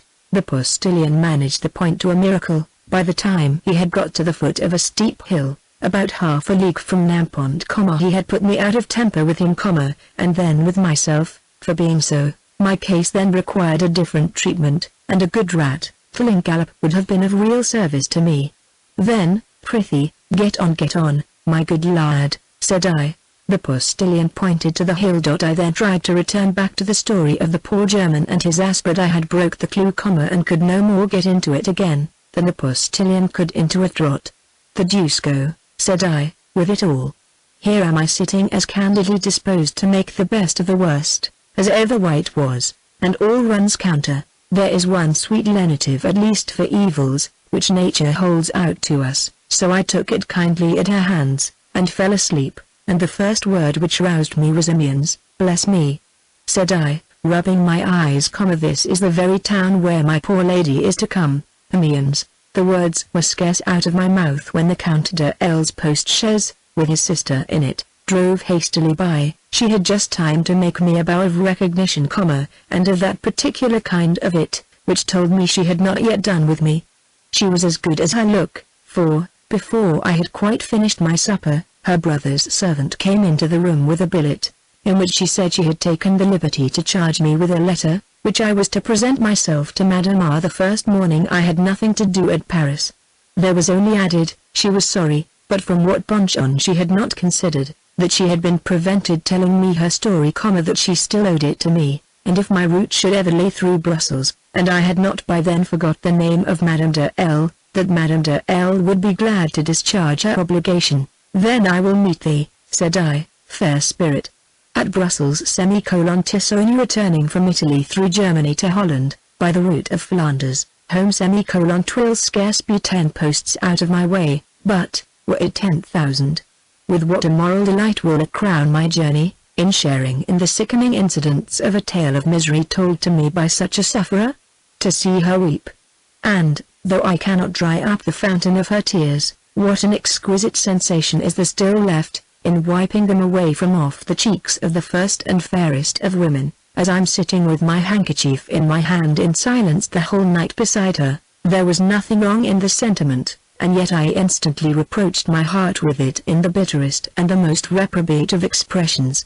It had ever, as I told the reader, been one of the singular blessings of my life, to be almost every hour of it miserably in love with someone, and my last flame happening to be blown out by a whiff of jealousy on the sudden turn of a corner, I had lighted it up afresh at the pure taper of Eliza but about 3 months before, swearing, as I did it, that it should last me through the whole journey. Why should I dissemble the matter? I had sworn to her eternal fidelity, she had a right to my whole heart. To divide my affections was to lessen them, to expose them was to risk them. Where there is risk there may be loss, and what wilt thou have, Yorick, to answer to a heart so full of trust and confidence, so good, so gentle, and unreproaching? I will not go to Brussels, replied I, interrupting myself. But my imagination went on, I recalled her looks at that crisis of our separation, when neither of us had power to say adieu. I looked at the picture she had tied in a black riband about my neck, and blushed as I looked at it. I would have given the world to have kissed it, but was ashamed. And shall this tender flower, said I, pressing it between my hands, shall it be smitten to its very root, and smitten, Yorick, by thee, who hast promised to shelter it in thy breast, eternal fountain of happiness? Said I, kneeling down upon the ground, be thou my witness, and every pure spirit which tastes it, be my witness also, that I could not travel to Brussels, unless Eliza went along with me. Did the road lead me towards heaven? In transports of this kind, the heart, in spite of the understanding, will always say too much. The letter. Amiens. Fortune had not smiled upon Lafleur, for he had been unsuccessful in his feats of chivalry, and not one thing had offered to signalize his zeal for my service from the time that he had entered into it, which was almost 24 hours. The poor soul burned with impatience, and the Count de L.'s servant coming with the letter, being the first practicable occasion which offered, Lafleur had laid hold of it, and, in order to do honor to his master, had taken him into a back parlour in the auberge, and treated him with a cup or two of the best wine in Picardy, and the Count de L.'s servant, in return, and not to be behindhand in politeness with Lafleur, had taken him back with him to the Count's hotel. Lafleur's prevenancy, for there was a passport in his very looks, soon set every servant in the kitchen at ease with him, and as a Frenchman, whatever be his talents, has no sort of prudery in showing them. Lafleur, in less than 5 minutes, had pulled out his fife, and leading off the dance himself with the first note, set the fille de chambre, the maitre d'hotel, the cook, the scullion, and all the household, dogs and cats, besides an old monkey, a-dancing. I suppose there never was a merrier kitchen since the flood. Madame de L., in passing from her brother's apartments to her own, hearing so much jollity below stairs, rung up her fille de chambre to ask about it, and, hearing it was the English gentleman's servant, who had set the whole house merry with his pipe, she ordered him up, as the poor fellow could not present himself empty. He had loaded himself in going upstairs with 1,000 compliments to Madame de L., on the part of his master, added a long apocrypha of inquiries after Madame de L.'s health, told her, that Monsieur his master was au désespoir for her re-establishment from the fatigues of her journey, and, to close all, that Monsieur had received the letter which Madame had done him the honor and he has done me the honor, said Madame de L., interrupting Lafleur, to send a billet in return. Madame de L. had said this with such a tone of reliance upon the fact that Lafleur had not power to disappoint her expectations. He trembled for my honor, and possibly might not altogether be unconcerned for his own, as a man capable of being attached to a master who could be wanting en regards vis-à-vis d'une femme. So that when Madame de L. asked Lafleur if he had brought a letter, au courrier, said Lafleur, so laying down his hat upon the ground, and taking hold of the flap of his right side pocket with his left hand, he began to search for the letter with his right then contrariwise. Diable. Then sought every pocket by pocket, round, not forgetting his fob, best exclamation mark. Then Lafleur emptied them upon the floor, pulled out a dirty cravat, a handkerchief, a comb, a whiplash, a nightcap, then gave a peep into his hat, quelli turgery.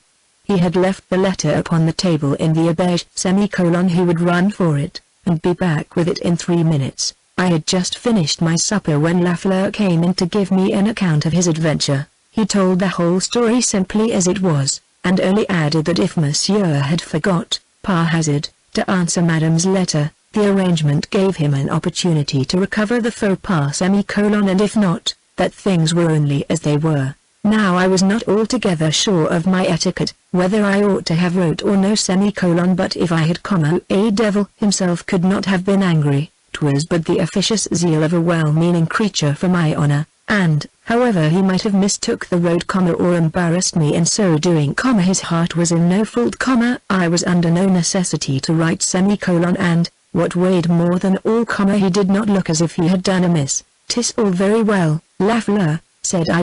Was sufficient.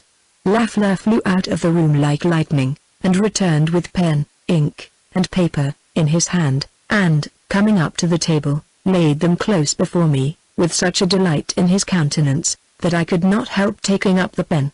I began again, and, though I had nothing to say, and that nothing might have been expressed in half a dozen lines, I made half a dozen different beginnings, and could no way please myself. In short, I was in no mood to write. Lafleur stepped out and brought a little water in a glass to dilute my ink, then fetched sand and seal wax. It was all one. I wrote, and blotted, and tore off, and burnt, and wrote again. La diable l'emporte, said I, half to myself, I cannot write this self-same letter, throwing the pen down despairingly as I said it. As soon as I had cast down my pen, Lafleur advanced with the most respectful carriage up to the table, and making 1,000 apologies for the liberty he was going to take, told me he had a letter in his pocket wrote by a drummer in his regiment to a corporal's wife, which he durst say would suit the occasion. I had a mind to let the poor fellow have his humour. Then prithee, said I, let me see it. Lafleur instantly pulled out a little dirty pocket-book crammed full of small letters and billet doux in a sad condition, and laying it upon the table, and then untying the string which held them all together, ran them over, one by one, till he came to the letter in question. La voilà, said he, clapping his hands. So, unfolding it first, he laid it open before me, and retired 3 steps from the table whilst I read it. The letter. Madame, je suis pénétré de la place vive, et réduit en mine temps au désespoir passe retourem prévu du caporal qui rend notre entrevue de soy la chose du monde la place impossible, mais vive la joie. Et tout la mienne serida pensa vows, l'âme estran sans sentiment, et le sentiment est encore moins sans amour, on dit quand ni doit jamais se désespérer, on dit aussi que monsieur le caporal monte la garde mercredi, à les sermenture, chacun son tour, en attendant vive l'âme.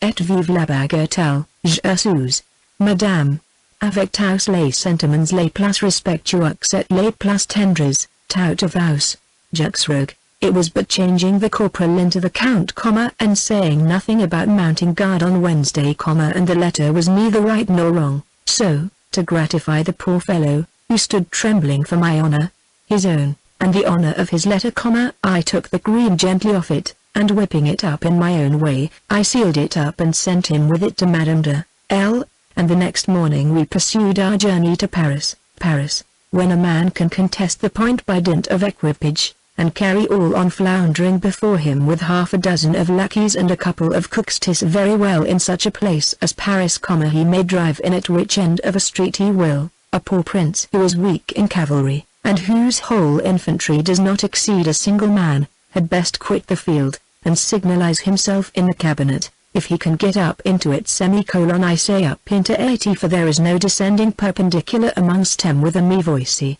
Infans, here I am. Whatever many may think, I own my first sensations, as soon as I was left solitary and alone in my own chamber in the hotel, were far from being so flattering as I had prefigured them.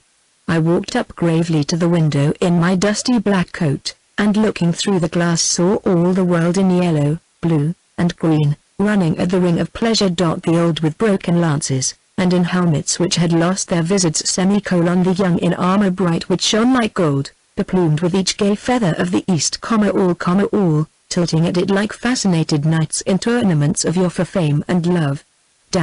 Alas, poor Yorick! Cried I, what art thou doing here? On the very first onset of all this glittering clatter thou art reduced to an atom. Seek some winding alley, with a tourniquet at the end of it, where chariot never rolled or flambe shot its rays. There thou mayest solace thy soul in converse sweet with some kind grisette of a barber's wife, and get into such coteries. May I perish if I do, said I, pulling out the letter which I had to present to Madame de R. I'll wait upon this lady, the very first thing I do. So I called Lafleur to go seek me a barber directly, and come back and brush my coat, the wig. Paris, when the barber came, he absolutely refused to have anything to do with my wig. 'Twas either above or below his art. I had nothing to do but to take one ready-made of his own recommendation. But I fear, friend, said I, this buckle won't stand. You may immerge it, replied he, into the ocean, and it will stand. What a great scale is everything upon in this city, thought I. The utmost stretch of an English bear-wig maker's ideas could have gone no further than to have dipped it into a pail of water. What difference? 'Tis like time to eternity. I confess I do hate all cold conceptions, as I do the puny ideas which engender them, and am generally so struck with the great works of nature, that for my own part, if I could help it, I never would make a comparison less than a mountain at least. All that can be said against the French sublime, in this instance of it, is this, that the grandeur is more in the word, and less in the thing. No doubt, the ocean fills the mind with vast ideas, but Paris being so far inland, it was not likely I should run post 100 miles out of it, to try the experiment. The Parisian barber meant nothing. The pail of water standing beside the great deep, makes, certainly, but a sorry figure in speech. But, 'twill be said, it has one advantage, 'tis in the next room, and the truth of the buckle may be tried in it, without more ado, in a single moment, in honest truth, and upon a more candid revision of the matter. The French expression professes more than it performs. I think I can see the precise and distinguishing marks of national characters more in these nonsensical minutiae than in the most important matters of state, where great men of all nations talk and stalk so much alike, that I could not give ninepence to choose amongst them. I was so long in getting from under my barber's hands, that it was too late to think of going with my letter to Madame R. that night, but when a man is once dressed at all points for going out, his reflections turn to little account. So taking down the name of the Hotel de Modine, where I lodged, I walked forth without any determination where to go. I shall consider of that, said I, as I walk along, the pulse. Paris, hail, ye small sweet courtesies of life, for smooth do ye make the road of it. Like grace and beauty, which beget inclinations to love at first sight, 'tis ye who opened this door and let the stranger in. Pray, madame, said I, have the goodness to tell me which way I must turn to go to the Opera Comique? Most willingly, monsieur, said she, laying aside her work.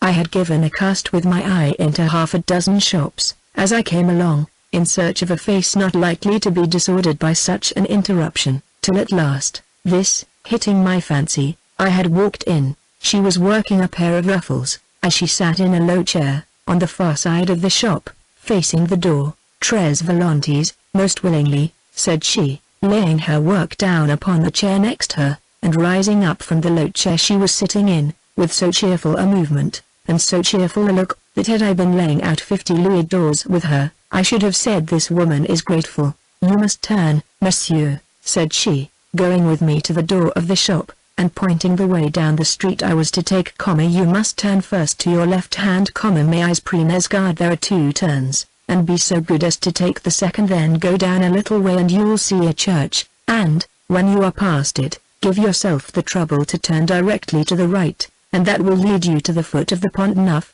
which you must cross, and there anyone will do himself the pleasure to show you."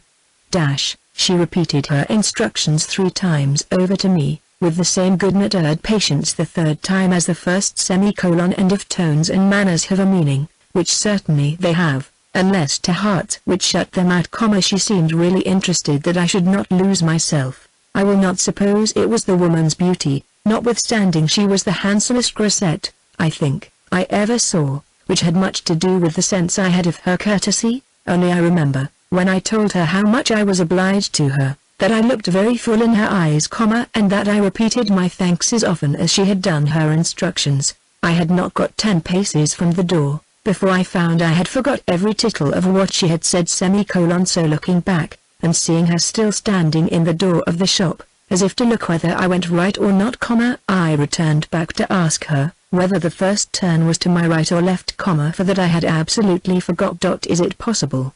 said she, half laughing. "'Tis very possible," replied I, "when a man is thinking more of a woman than of her good advice." As this was the real truth, she took it, as every woman takes a matter of right, with a slight curtsy. "Attends," said she, laying her hand upon my arm to detain me, whilst she called a lad out of the back shop to get ready a parcel of gloves. "I am just going to send him," said she, "with a packet into that quarter, and if you will have the complaisance to step in, it will be ready in a moment, and he shall attend you to the place." So I walked in with her to the far side of the shop, and taking up the ruffle in my hand which she laid upon the chair, as if I had a mind to sit, she sat down herself in her low chair, and I instantly sat myself down beside her. "He will be ready, monsieur," said she, "in a moment." "And in that moment," replied I, "most willingly would I say something very civil to you for all these courtesies. Anyone may do a casual act of good nature, but a continuation of them shows it is a part of the temperature, and certainly," added I, "if it is the same blood which comes from the heart which descends to the extremes, touching the wrist, I am sure you must have one of the best pulses of any woman in the world." "Feel it," said she, holding out her arm. So laying down my hat, I took hold of her fingers in one hand, and applied the 2 forefingers of my other to the artery. Would to heaven, my dear Eugenius, thou hadst passed by, and beheld me sitting in my black coat, and in my lackadaisical manner, counting the throbs of it, one by one, with as much true devotion as if I had been watching the critical ebb or flow of her fever. How wouldst thou have laughed and moralized upon my new profession! And thou shouldst have laughed and moralized on.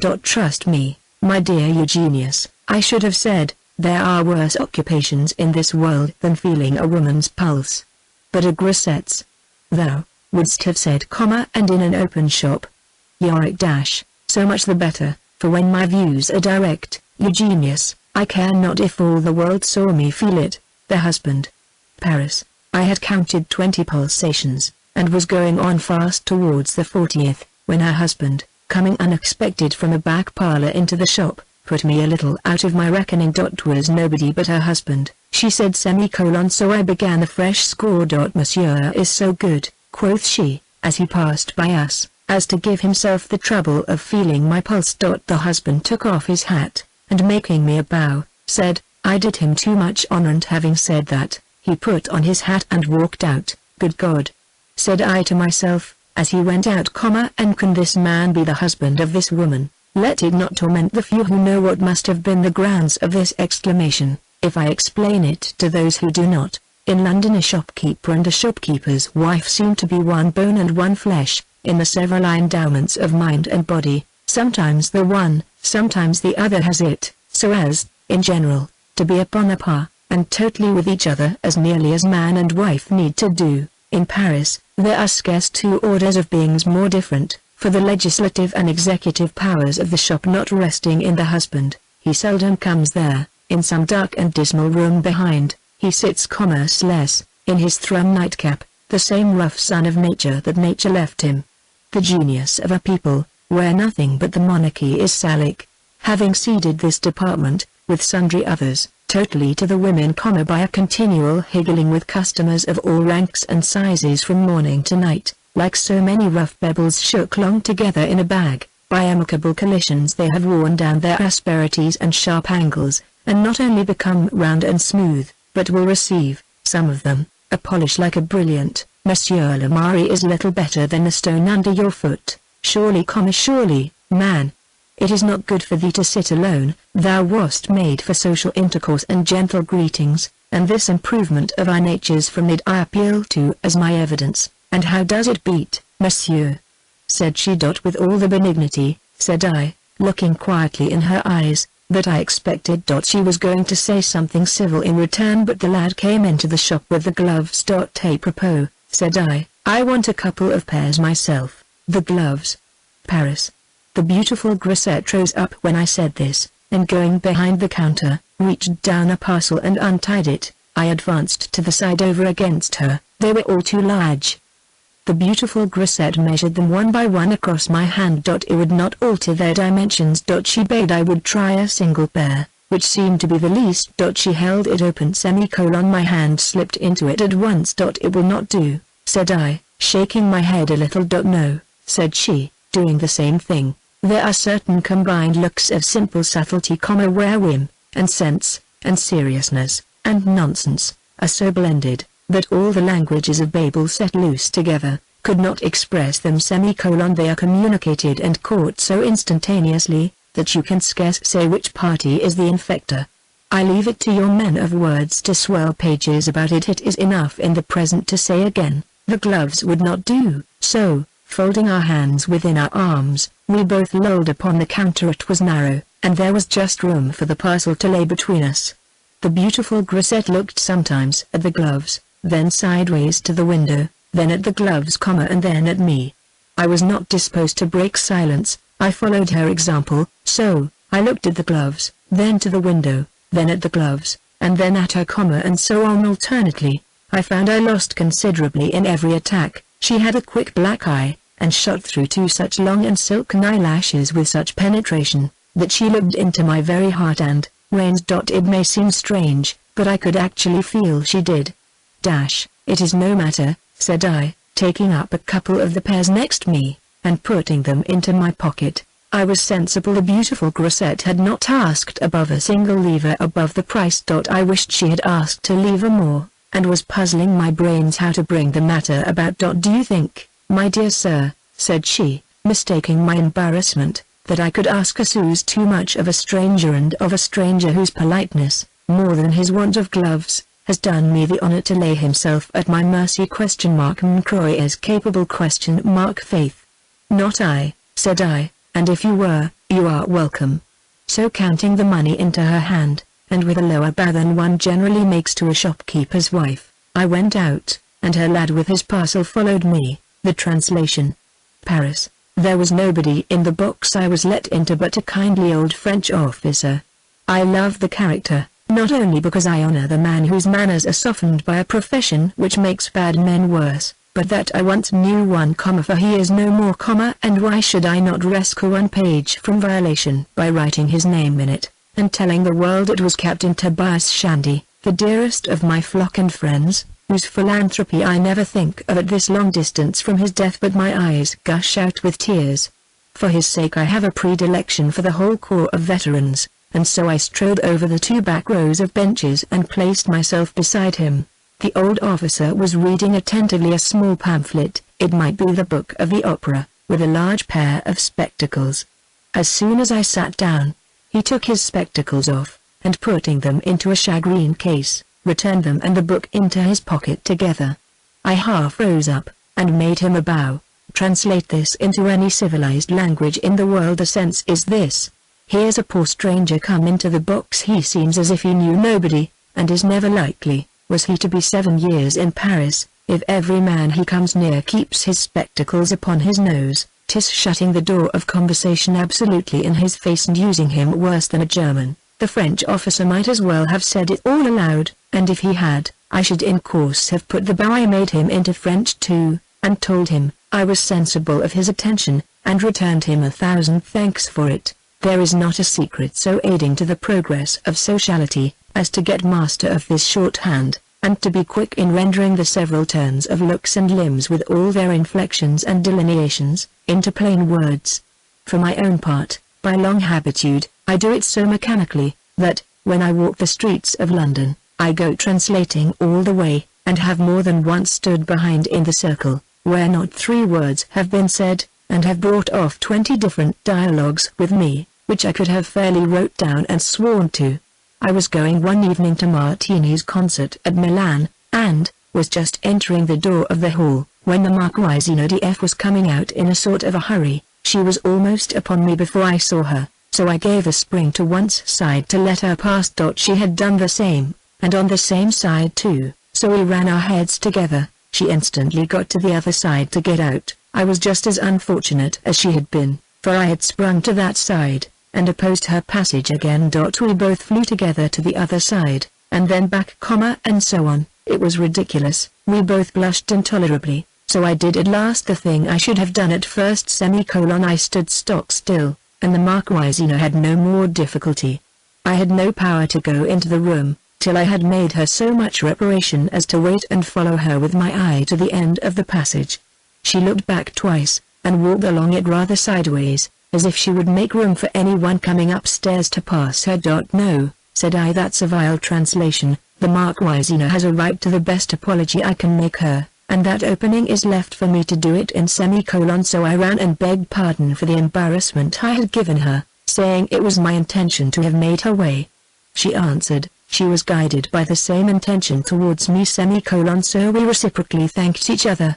She was at the top of the stairs, and seeing no Cicisbeo near her, I begged to hand her to her coach semicolon. So we went down the stairs, stopping at every third step to talk of the concert and the adventure. Upon my word, Madame, said I, when I had handed her in, I made 6 different efforts to let you go out. And I made 6 efforts, replied she, to let you enter. I wish to heaven you would make a 7th, said I. With all my heart, said she, making room. Life is too short to be long about the forms of it, so I instantly stepped in, and she carried me home with her. And what became of the concert, Street Cecilia, who I suppose was at it, knows more than I. I will only add, that the connection which arose out of the translation gave me more pleasure than anyone I had the honor to make in Italy. The dwarf? Paris. I had never heard the remark made by anyone in my life, except by one, and who that was will probably come out in this chapter, so that being pretty much unprepossessed, there must have been grounds for what struck me the moment I cast my eyes over the parterre, and that was, the unaccountable sport of nature in forming such numbers of dwarfs. No doubt she sports at certain times in almost every corner of the world, but in Paris there is no end to her amusements. The goddess seems almost as merry as she is wise. As I carried my idea out of the opera comique with me, I measured everybody I saw walking in the streets by it. Melancholy application. Especially where the size was extremely little, the face extremely dark, the eyes quick, the nose long, the teeth white, the jaw prominent, to see so many miserables, by force of accidents driven out of their own proper class into the very verge of another, which it gives me pain to write down. Every third man a pygmy! Some by rickety heads and humpbacks others by bandy legs a third set arrested by the hand of nature in the 6th and 7th years of their growth a fourth, in their perfect and natural state like dwarf apple trees, from the first rudiments and stamina of their existence, never meant to grow higher. A medical traveler might say, 'tis owing to undue bandages a splenetic one, to want of air and an inquisitive traveler, to fortify the system, may measure the height of their houses, the narrowness of their streets, and in how few feet square inches the 6th and 7th stories such numbers of the bourgeoisie eat and sleep together. But I remember Mr. Shandy the elder, who accounted for nothing like anybody else, in speaking one evening of these matters, averred that children, like other animals, might be increased almost to any size, provided they came right into the world. But the misery was, The citizens of Paris so cooped up, that they had not actually room enough to get them. I do not call it getting anything, said he. 'Tis getting nothing. Nay, continued he, rising in his argument, 'tis getting worse than nothing, when all you have got after 20 or 25 years of the tenderest care and most nutritious aliment bestowed upon it, shall not at last be as high as my leg. Now, Mr. Shandy being very short, there could be nothing more said of it. As this is not a work of reasoning, I leave the solution as I found it, and content myself with the truth only of the remark, which is verified in every lane and by-lane of Paris. I was walking down that which leads from the carousal to the Palais Royal, and observing a little boy in some distress at the side of the gutter which ran down the middle of it, I took hold of his hand and helped him over. Upon turning up his face to look at him after, I perceived he was about 40. Never mind, said I, some good body will do as much for me when I am 90. I feel some little principles within me which incline me to be merciful towards this poor blighted part of my species, who have neither size nor strength to get on in the world. I cannot bear to see one of them trod upon, and had scarce got seated beside my old French officer, ere the disgust was exercised, by seeing the very thing happen under the box we sat in. At the end of the orchestra, and betwixt that and the first side box, there is a small esplanade left, where, when the house is full, numbers of all ranks take sanctuary. Though you stand, as in the parterre, you pay the same price as in the orchestra. A poor defenseless being of this order had got thrust somehow or other into this luckless place. The night was hot, and he was surrounded by beings 2.5 feet higher than himself. The dwarf suffered inexpressibly on all sides, but the thing which incommoded him most, was a tall corpulent German, near 7 feet high, who stood directly betwixt him and all possibility of his seeing either the stage or the actors. The poor dwarf did all he could to get a peep at what was going forwards, by seeking for some little opening betwixt the German's arm and his body, trying first on one side, then the other, but the German stood square inches the most unaccommodating posture that can be imagined. The dwarf might as well have been placed at the bottom of the deepest draw-well in Paris, so he civilly reached up his hand to the German's sleeve, and told him his distress. The German turned his head back, looked down upon him as Goliath did upon David, and unfeelingly resumed his posture. I was just then taking a pinch of snuff out of my monk's little horn box. And how would thy meek and courteous spirit, my dear monk, so tempered to bear and forbear! How sweetly would it have lent an ear to this poor soul's complaint. The old French officer, seeing me lift up my eyes with an emotion, as I made the apostrophe, took the liberty to ask me what was the matter. I told him the story in 3 words, and added, how inhuman it was. By this time the dwarf was driven to extremes, and in his first transports, which are generally unreasonable, had told the German he would cut off his long queue with his knife. The German looked back coolly, and told him he was welcome, if he could reach it. An injury sharpened by an insult, be it to whom it will, makes every man of sentiment a party. I could have leaped out of the box to have redressed it. The old French officer did it with much less confusion, for leaning a little over, and nodding to a sentinel, and pointing at the same time with his finger at the distress, the sentinel made his way to it. There was no occasion to tell the grievance, the thing told himself, so thrusting back the German instantly with his musket, he took the poor dwarf by the hand, and placed him before him. This is noble, said I, clapping my hands together. And yet you would not permit this, said the old officer. In England, dear sir, said I, we sit all at our ease. The old French officer would have set me at unity with myself, in case I'd been at variance, by saying it was a bon mot, and, as a bon mot is always worth something at Paris, he offered me a pinch of snuff, the rose. Paris. It was now my turn to ask the old French officer what was the matter, for a cry of houses les mains, Monsieur l'Abbé, re-echoed from a dozen different parts of the parterre, was as unintelligible to me, as my apostrophe to the monk had been to him. He told me it was some poor abbé in one of the upper loges, who, he supposed, had got planted behind a couple of grisettes in order to see the opera, and that the parterre spying him, were insisting upon his holding up both his hands during the representation. And can it be supposed, said I, that an ecclesiastic would pick the grisette's pockets? The old French officer smiled, and whispering in my ear, opened a door of knowledge which I had no idea of. Good God!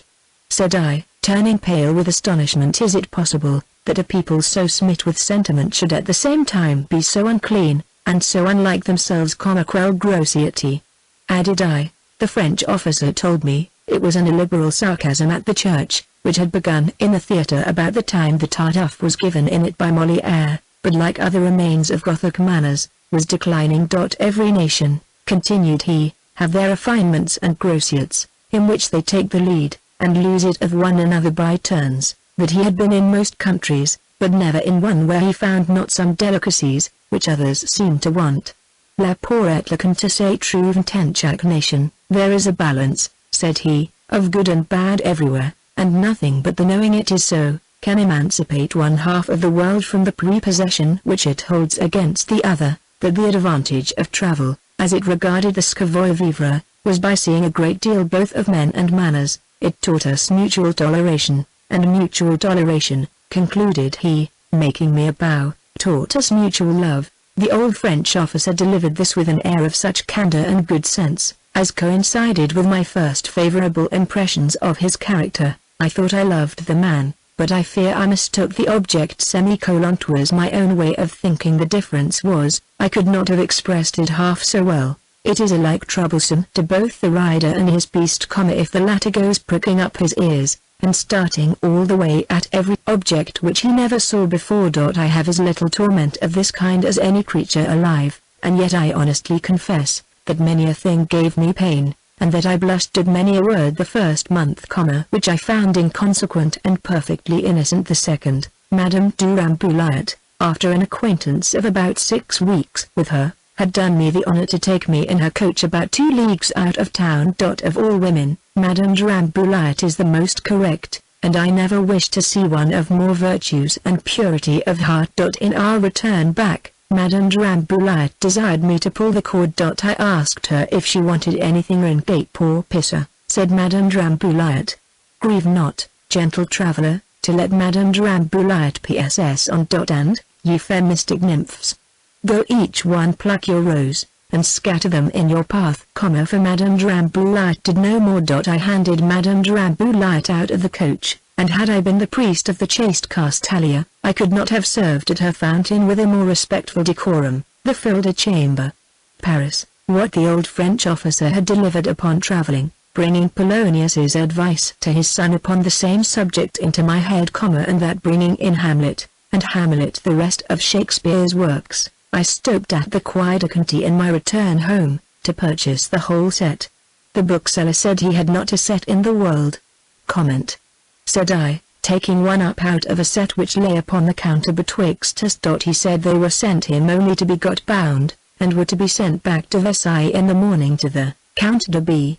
And does the Count de B, said I, read Shakespeare? Cursed un esprit fort, replied the bookseller. He loves English books. And what is more to his honor, monsieur, he loves the English too. You speak this so civilly, said I, that it is enough to oblige an Englishman to lay out a louis d'or or 2 at your shop. The bookseller made a bow, and was going to say something, when a young decent girl about 20, who by her air and dress seemed to be filled a chamber to some devout woman of fashion, come into the shop and asked for Les Garants du Carré de l'Esprit. The bookseller gave her the book directly. She pulled out a little green satin purse run round with a riband of the same color, and putting her finger and thumb into it, she took out the money and paid for it. As I had nothing more to stay me in the shop, we both walked out at the door together. And what have you to do, my dear, said I, with the wanderings of the heart, who scarce know yet you have one? Nor, till love has first told you it, or some faithless shepherd has made it ache, canst thou ever be sure it is so. La Diam guard, said the girl. With reason, said I, for if it is a good one, 'tis pity it should be stolen. 'Tis a little treasure to thee, and gives a better air to your face, than if it was dressed out with pearls. The young girl listened with a submissive attention, holding her satin purse by its riband in her hand all the time. 'Tis a very small one, said I, taking hold of the bottom of it. She held it towards me. And there is very little in it, my dear, said I, but be but as good as thou art handsome, and heaven will fill it. I had a parcel of crowns in my hand to pay for Shakespeare, and, as she had let go the purse entirely, I put a single one in, and, tying up the riband in a bow knot, returned it to her. The young girl made me more a humble courtesy than a low one. Was one of those quiet, thankful sinkings, where the spirit bows itself down, the body does no more than tell it. I never gave a girl a crown in my life which gave me half the pleasure. My advice, my dear, would not have been worth a pin to you, said I, if I had not given this along with it, but now, when you see the crown, you'll remember it. So don't, my dear, lay it out in ribands. Upon my word, sir, said the girl, earnestly, I am incapable in saying which, as is usual in little bargains of honor. She gave me her hand. En vérité, monsieur, je mettrai cet argent apart, said she. When a virtuous convention is made betwixt man and woman, it sanctifies their most private walks. So, notwithstanding it was dusky, yet as both our roads lay the same way, we made no scruple of walking along the Quai de Conti together. She made me a second courtesy in setting off, and before we got 20 yards from the door, as if she had not done enough before, she made a sort of a little stop to tell me again she thanked me. It was a small tribute, I told her, which I could not avoid paying to virtue, and would not be mistaken in the person I had been rendering it to for the world. But I see innocence, my dear, in your face, and foul befall the man who ever lays a snare in its way. The girl seemed affected some way or other with what I said. She gave a low sigh. I found I was not empowered to inquire at all after it, so said nothing more till I got to the corner of the Rue de Nevers, where we were to part. But is this the way, my dear, said I, to the Hotel de Modène? She told me it was or that I might go by the Rue de Goncourt, which was the next turn. Then I'll go, my dear, by the Rue de Goncourt, said I, for two reasons. First, I shall please myself, and next, I shall give you the protection of my company as far on your way as I can. The girl was sensible. I was civil and said, she wished the Hotel de Modène was in the Rue de Street Pierre. You live there? Said I. She told me she was filled a chamber to Madame R. Good God! Said I, 'tis the very lady for whom I have brought a letter from Amiens. The girl told me that Madame R., she believed, expected a stranger with a letter, and was impatient to see him, so I desired the girl to present my compliments to Madame R., and say, I would certainly wait upon her in the morning. We stood still at the corner of the Rue de Nevers whilst this passed. We then stopped a moment whilst she disposed of her égarements du cœur and see. More commodiously than carrying them in her hand, they were 2 volumes, so I held the second for her whilst she put the first into her pocket, and then she held her pocket, and I put in the other after it. 'Tis sweet to feel by what fine spun threads our affections are drawn together. We set off afresh, and as she took her third step, the girl put her hand within my arm. I was just bidding her, but she did it of herself, with that undeliberating simplicity, which showed it was out of her head that she had never seen me before. For my own part, I felt the conviction of consanguinity so strongly, that I could not help turning half round to look in her face, and see if I could trace out anything in it of a family likeness. Tut, said I, are we not all relations? When we arrived at the turning up of the Rue de Goncourt, I stooped to bid her adieu for good and all. The girl would thank me again for my company and kindness. She bid me adieu twice. I repeated it as often, and so cordial was the parting between us, that had it happened anywhere else, I'm not sure but I should have signed it with a kiss of charity, as warm and holy as an apostle. But in Paris, as none kiss each other but the men, I did what amounted to the same thing. I bid God bless her. The passport. Paris. When I got home to my hotel, Lafleur told me I had been inquired after by the lieutenant de police. The deuce take it, said I, I know the reason. It is time the reader should know it, for in the order of things in which it happened, it was omitted, not that it was out of my head, but that had I told it then it might have been forgotten now. And now is the time I want it.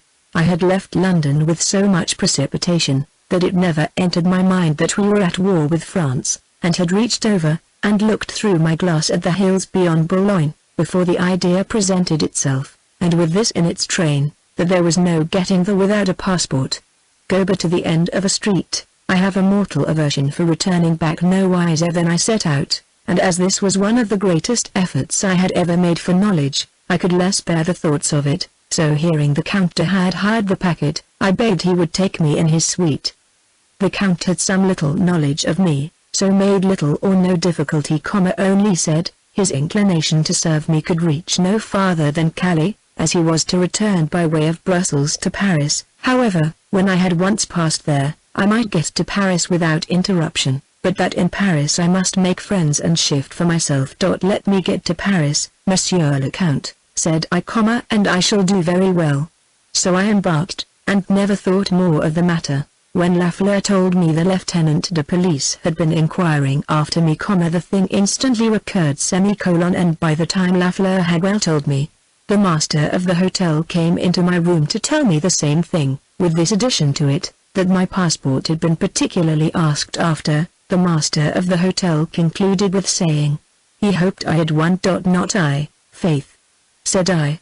The master of the hotel retired 3 steps from me, as from an infected person, as I declared this, and poor Lafleur advanced 3 steps towards me, and with that sort of movement which a good soul makes to succor a distressed one, the fellow won my heart by it, and from that single trait I knew his character as perfectly, and could rely upon it as firmly, as if he had served me with fidelity for 7 years. Monseigneur, cried the master of the hotel, but recollecting himself as he made the exclamation, he instantly changed the tone of it. If Monsieur, said he, has not a passport, apparent, in all likelihood he has friends in Paris who can procure him one. Not that I know of, quoth I, with an air of indifference. Then certes, replied he, you'll be sent to the Bastille or the Châtelet aux Mines. Pooh, said I, the King of France is a good natured soul.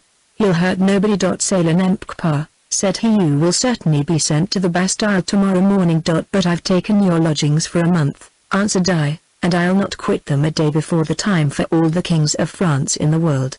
Lafleur whispered in my ear, that nobody could oppose the King of France. Pardy, said my host, ces messieurs Anglois sont des gens très extraordinaires. And, having both said and sworn it, he went out. The passport. The hotel at Paris. I could not find in my heart to torture Lafleur's with a serious look upon the subject of my embarrassment, which was the reason I had treated it so cavalierly, and to show him how light it lay upon my mind, I dropped the subject entirely, and whilst he waited upon me at supper, talked to him with more than usual gaiety about Paris, and of the Opera Comique. Lafleur had been there himself, and had followed me through the streets as far as the bookseller's shop, but seeing me come out with the young filled a chamber, and that we walked down the Quai de Conti together, Lafleur deemed it unnecessary to follow me a step further. So making his own reflections upon it, he took a shorter cut, and got to the hotel in time to be informed of the affair of the police against my arrival. As soon as the honest creature had taken away, and gone down to sup himself, I then began to think a little seriously about my situation. And here, I know, Eugenius, thou wilt smile at the remembrance of a short dialogue which passed betwixt us the moment I was going to set out. I must tell it here. Eugenius, knowing that I was as little subject to be overburdened with money as thought, had drawn me aside to interrogate me how much I had taken care for. Upon telling him the exact sum, Eugenius shook his head, and said it would not do, so pulled out his purse in order to empty it into mine. I've enough in conscience, Eugenius, said I. Indeed, Yorick, you have not, replied Eugenius. I know France and Italy better than you. But you don't consider, Eugenius, said I, refusing his offer, that before I have been 3 days in Paris, I shall take care to say or do something or other for which I shall get clapped up into the Bastille, and that I shall live there a couple of months entirely at the King of France's expense. I beg pardon, said Eugenius dryly, really I had forgot that resource. Now the event I treated gaily came seriously to my door. Is it folly, or nonchalance, or philosophy, or pertinacity, or what is it in me, that, after all, when Lafleur had gone downstairs, and I was quite alone, I could not bring down my mind to think of it otherwise than I had then spoken of it to Eugenius? And as for the Bastille, the terror is in the word. Make the most of it you can, said I to myself. The Bastille is but another word for a tower, and a tower is but another word for a house you can't get out of.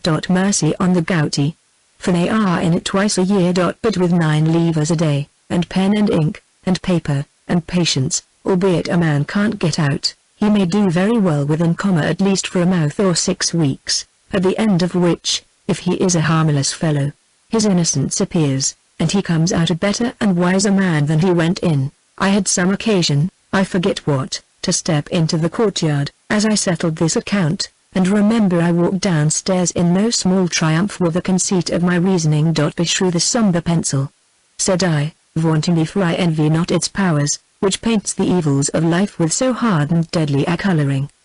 The mind sits terrified at the objects she has magnified herself, and blackened, reduced them to their proper size and hue, she overlooks them. 'Tis true, said I, correcting the proposition, the Bastille is not an evil to be despised, but strip it of its towers, fill up the fosse, and barricade the doors, call it simply a confinement, and suppose 'tis some tyrant of a distemper and not of a man, which holds you in it, the evil vanishes, and you bear the other half without complaint. I was interrupted in the heyday of this soliloquy, with a voice which I took to be of a child, which complained it could not get out. I looked up and down the passage, and seeing neither man, woman, nor child, I went out without farther attention. In my return back through the passage, I heard the same words repeated twice over, and, looking up, I saw it was a starling hung in a little cage. I can't get out, I can't get out, said the starling. I stood looking at the bird, and to every person who came through the passage it ran fluttering to the side towards which they approached it, with the same lamentation of its captivity.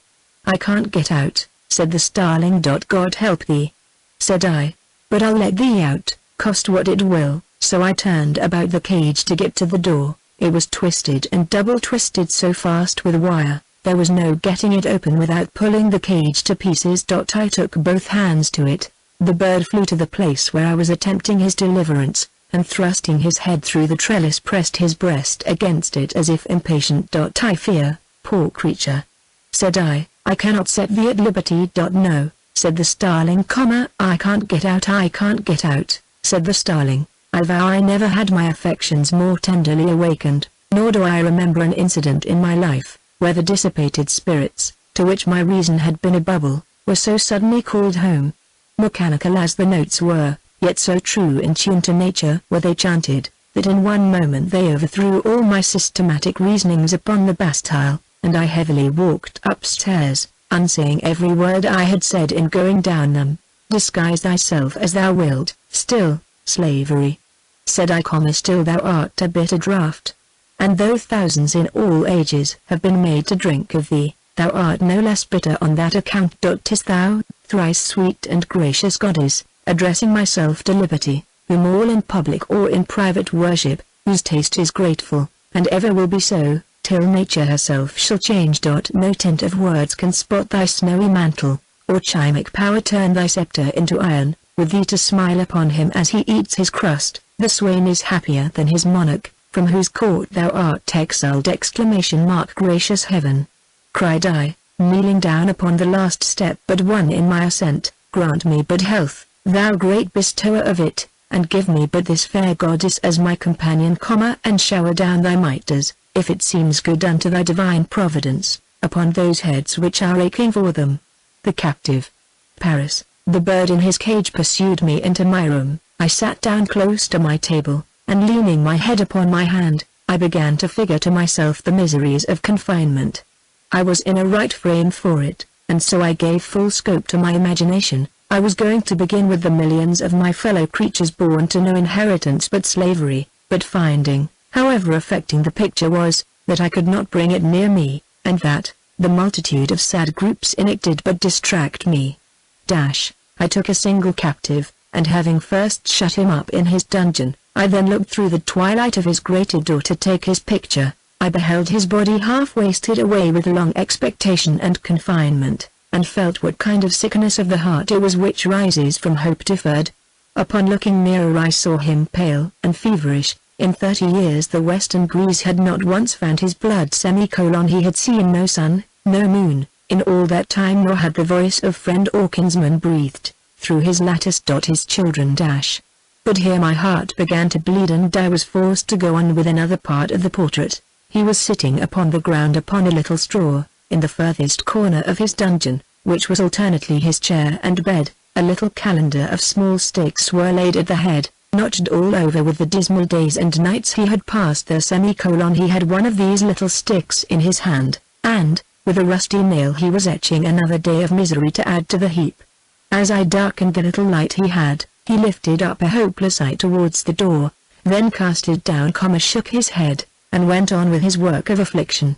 I heard his chains upon his legs, as he turned his body to lay his little stick upon the bundle. He gave a deep sigh. I saw the iron enter into his soul! I burst into tears.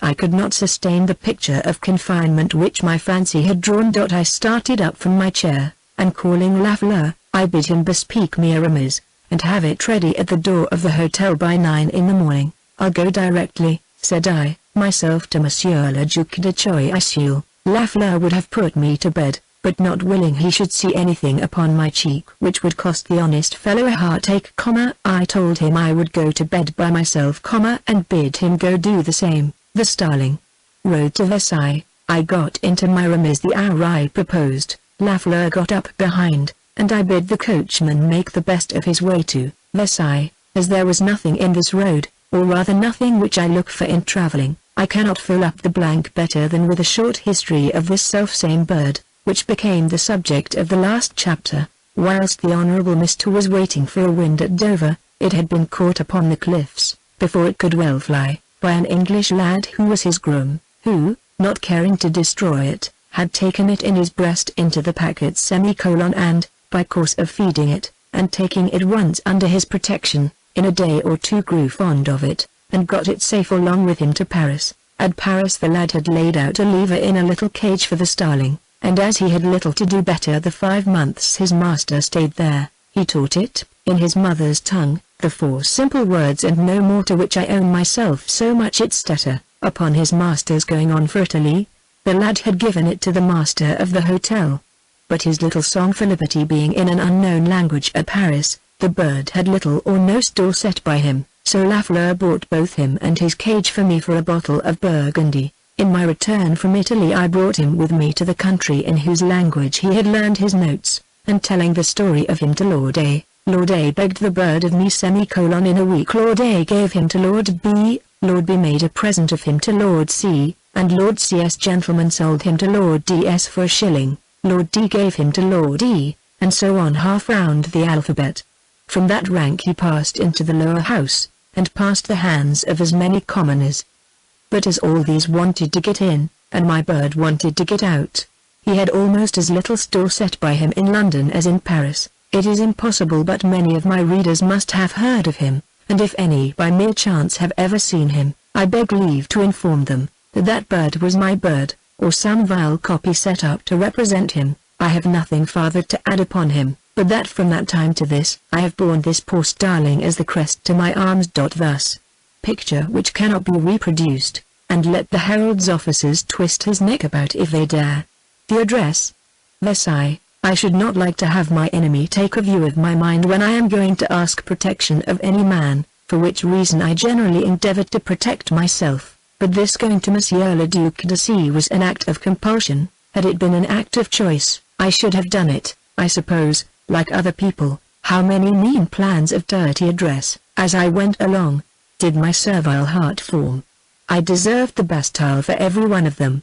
Then nothing would serve me when I got within sight of Versailles, but putting words and sentences together, and conceiving attitudes and tones to wreath myself into Monsieur le Duc de C's good graces. This will do, said I. Just as well, retorted I again, as a coat carried up to him by an adventurous tailor, without taking his measure. Fool! Continued I, see Monsieur le Duc's face first, observe what character is written in it, take notice in what posture he stands to hear you, mark the turns and expressions of his body and limbs, and for the tone, the first sound which comes from his lips will give it you, and from all these together you'll compound an address at once upon the spot, which cannot disgust the Duke, the ingredients are his own, and most likely to go down well. Said I wish it well over. Coward again. As if man to man was not equal throughout the whole surface of the globe, and if in the field why not face to face in the cabinet too? And trust me, Yorick, whenever it is not so, Man is false to himself and betrays his own succors 10 times where nature does it once. Go to the Duc de C with the Bastille in thy looks my life for it, thou wilt be sent back to Paris in half an hour with an escort. I believe so, said I. Then I'll go to the Duke, by heaven. With all the gaiety and debonairness in the world. And the you are wrong again, replied I. A heart at ease, Yorick, flies into no extremes 'tis ever on its centre. Well, cried I, as the coachman turned in at the gates, I find I shall do very well, and by the time he had whirled round the court, and brought me up to the door, I found myself so much the better for my own lecture, that I neither ascended the steps like a victim to justice, who was to part with life upon the topmost common, nor did I mount them with a skip and a couple of strides, as I do when I fly up, Eliza. To thee to meet it.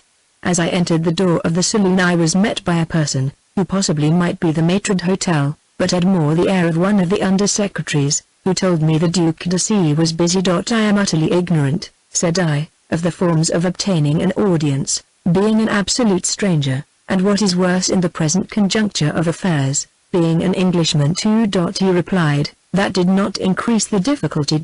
I made him a slight bow, and told him, I had something of importance to say to Monsieur le Duc. The secretary looked towards the stairs, as if he was about to leave me to carry up this account to some one. But I must not mislead you, said I, for what I have to say is of no manner of importance to Monsieur le Duc de C but of great importance to myself. Cursed unought affair, replied he. Not at all, said I, to a man of gallantry. But pray, good sir, continued I, when can a stranger hope to have access? In not less than 2 hours, said he, looking at his watch. The number of equipages in the courtyard seemed to justify the calculation, that I could have no nearer a prospect. And as walking backwards and forwards in the saloon, without a soul to commune with, was for the time as bad as being in the Bastille itself, I instantly went back to my remise, and bid the coachman drive me to the Cordon Bleu, which was the nearest hotel. I think there is a fatality in it. I seldom go to the place I set out for, La Pâtissière. Versailles. Before I had got halfway down the street I changed my mind. As I am at Versailles, thought I might as well take a view of the town, so I pulled the cord, and ordered the coachman to drive round some of the principal streets. I suppose the town is not very large, said I. The coachman begged pardon for setting me right, and told me it was very superb, and that numbers of the first dukes and marquises and counts had hotels. The Count de B, of whom the bookseller at the Quai de Conti had spoke so handsomely the night before, came instantly into my mind. And why should I not go, thought I, to the Count de B, who has so high an idea of English books and English men, and tell him my story? So I changed my mind a second time. In truth it was the third, for I had intended that day for Madame de R, in the Rue Street Pierre, and had devoutly sent her word by her filled chamber that I would assuredly wait upon her. But I am governed by circumstances. I cannot govern them. So seeing a man standing with a basket on the other side of the street, as if he had something to sell, I bid Lafleur go up to him, and inquire for the Count's hotel. Lafleur returned a little pale, and told me it was a Chevalier de St. Louis selling pates. It is impossible, Lafleur, said I. Lafleur could no more account for the phenomenon than myself, but persisted in his story. He had seen the croix set in gold, with its red riband, he said, tied to his buttonhole, and had looked into the basket and seen the pates which their Chevalier was selling, so could not be mistaken in that. Such a reverse in man's life awakens a better principle than curiosity. I could not help looking for some time at him as I sat in the remise. The more I looked at him, his croix, and his basket, the stronger they wove themselves into my brain. I got out of the remise, and went towards him. He was begirt with a clean linen apron which fell below his knees, and with a sort of a bib that went halfway up his breast. Upon the top of this, but a little below the hem, hung his croix. His basket of little pates was covered over with a white damask napkin, another of the same kind was spread at the bottom, and there was a look of propriety and neatness throughout, that one might have bought his pates of him, as much from appetite as sentiment. He made an offer of them to neither, but stood still with them at the corner of an hotel, for those to buy who chose it without solicitation. He was about 48 of a sedate look, something approaching to gravity. I did not wonder. I went up rather to the basket than him, and having lifted up the napkin, and taking one of his pates into my hand, I begged he would explain the appearance which affected me. He told me in a few words, that the best part of his life had passed in the service, in which, after spending a small patrimony, he had obtained a company and the croix with it, but that, at the conclusion of the last peace, his regiment being reformed, and the whole corps, with those of some other regiments, left without any provision, he found himself in a wide world without friends, without a lever, and indeed, said he, without anything but this, pointing, as he said it, to his croix. The poor chevalier won my pity, and he finished the scene with winning my esteem too. The king, he said, was the most generous of princes, but his generosity could neither relieve nor reward everyone, and it was only his misfortune to be amongst the number. He had a little wife, he said, whom he loved, who did the patisserie, and added, he felt no dishonor in defending her and himself from want in this way unless Providence had offered him a better. It would be wicked to withhold a pleasure from the good. In passing over what happened to this poor Chevalier of St. Louis about 9 months after, it seems he usually took his stand near the iron gates which lead up to the palace, and as his croix had caught the eyes of numbers had made the same inquiry which I had done. He had told them the same story, and always with so much modesty and good sense, that it had reached at last the king's ears, who, hearing the Chevalier had been a gallant officer, and respected by the whole regiment as a man of honor and integrity, he broke up his little trade by a pension of 1,500 livres a year. As I have told this to please the reader, I beg he will allow me to relate another, out of its order, to please myself. The two stories reflect light upon each other, and 'tis a pity they should be parted. The sword.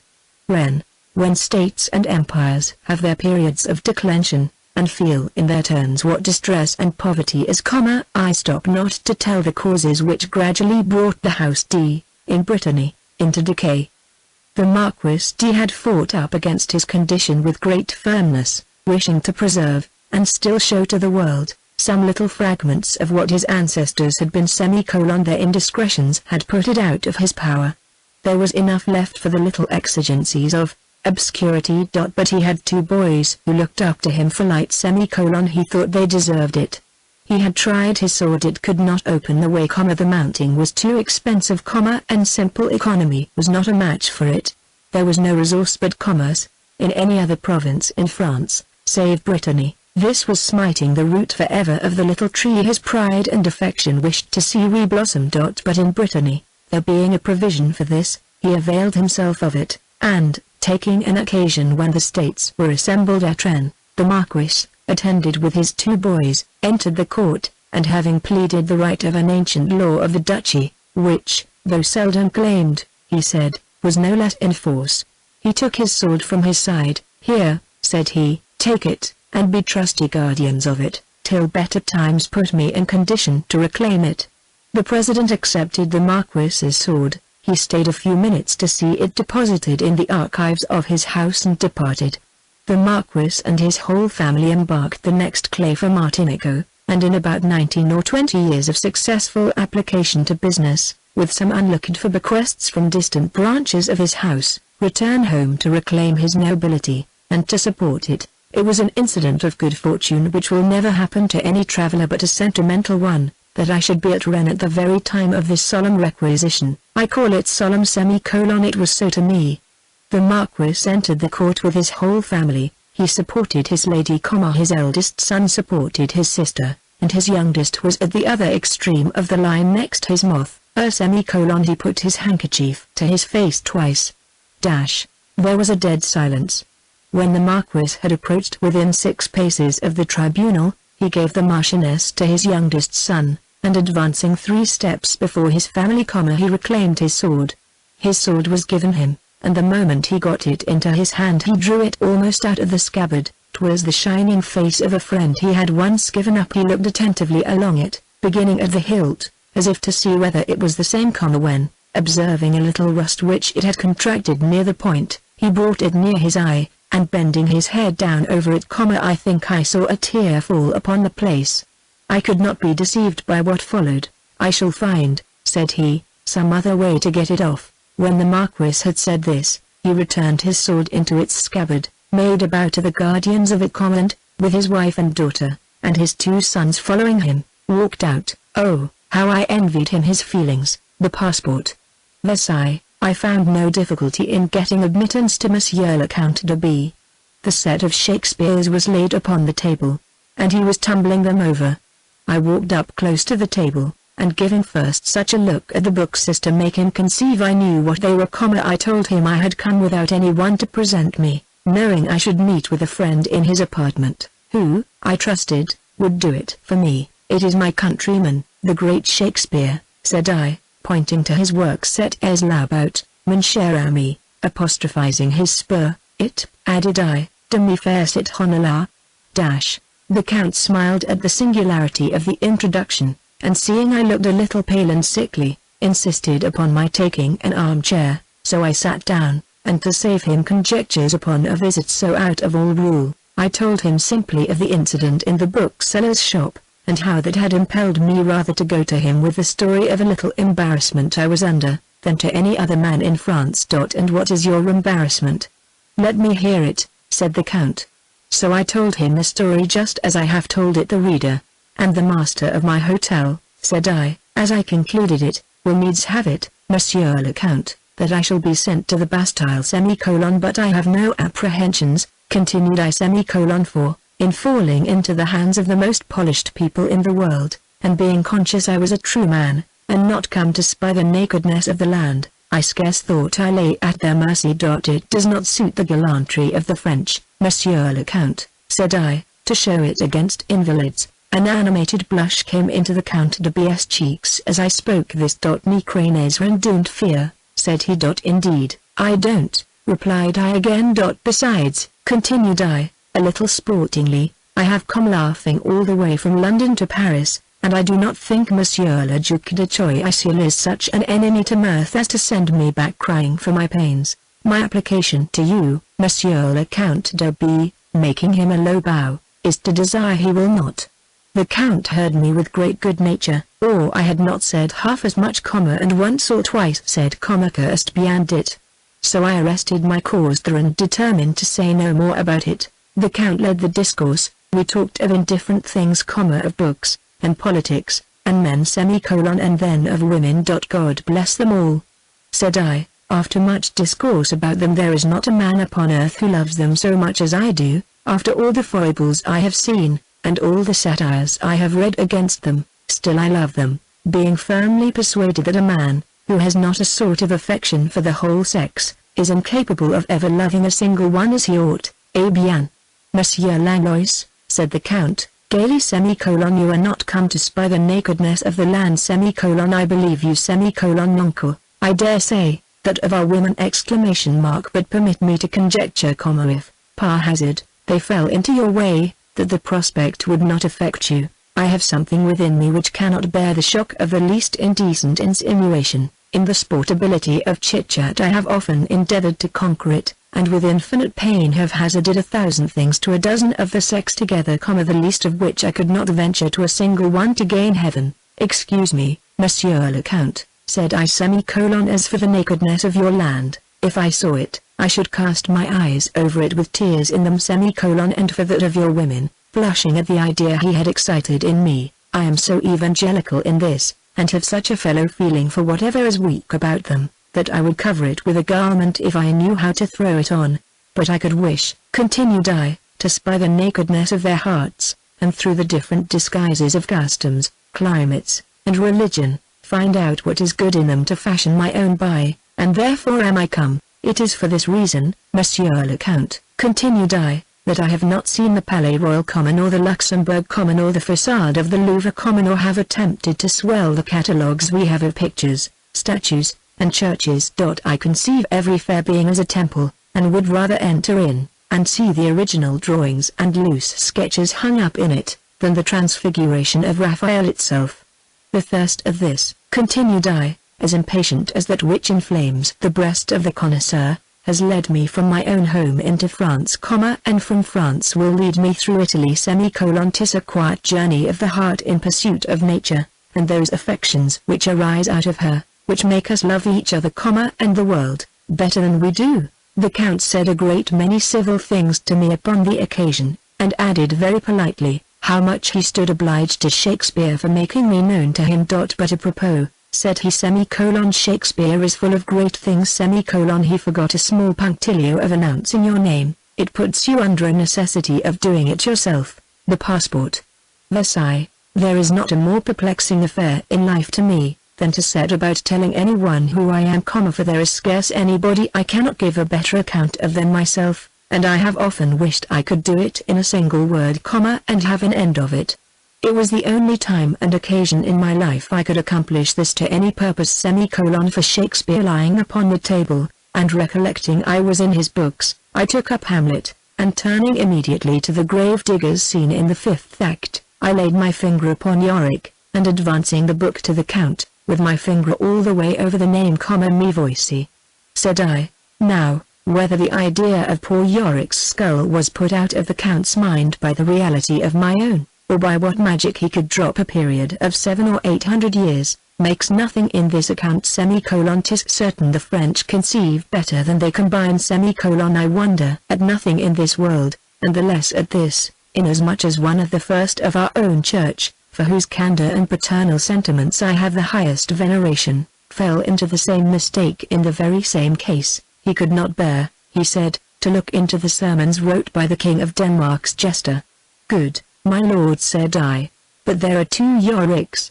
The Yorick your lordship thinks of, has been dead and buried 800 years ago. He flourished in Horwendelis's court, the other Yorick is myself, who have flourished, my lord, in no court. He shook his head. Good God! Said I, you might as well confound Alexander the Great with Alexander the coppersmith, my lord! 'Twas all one, he replied.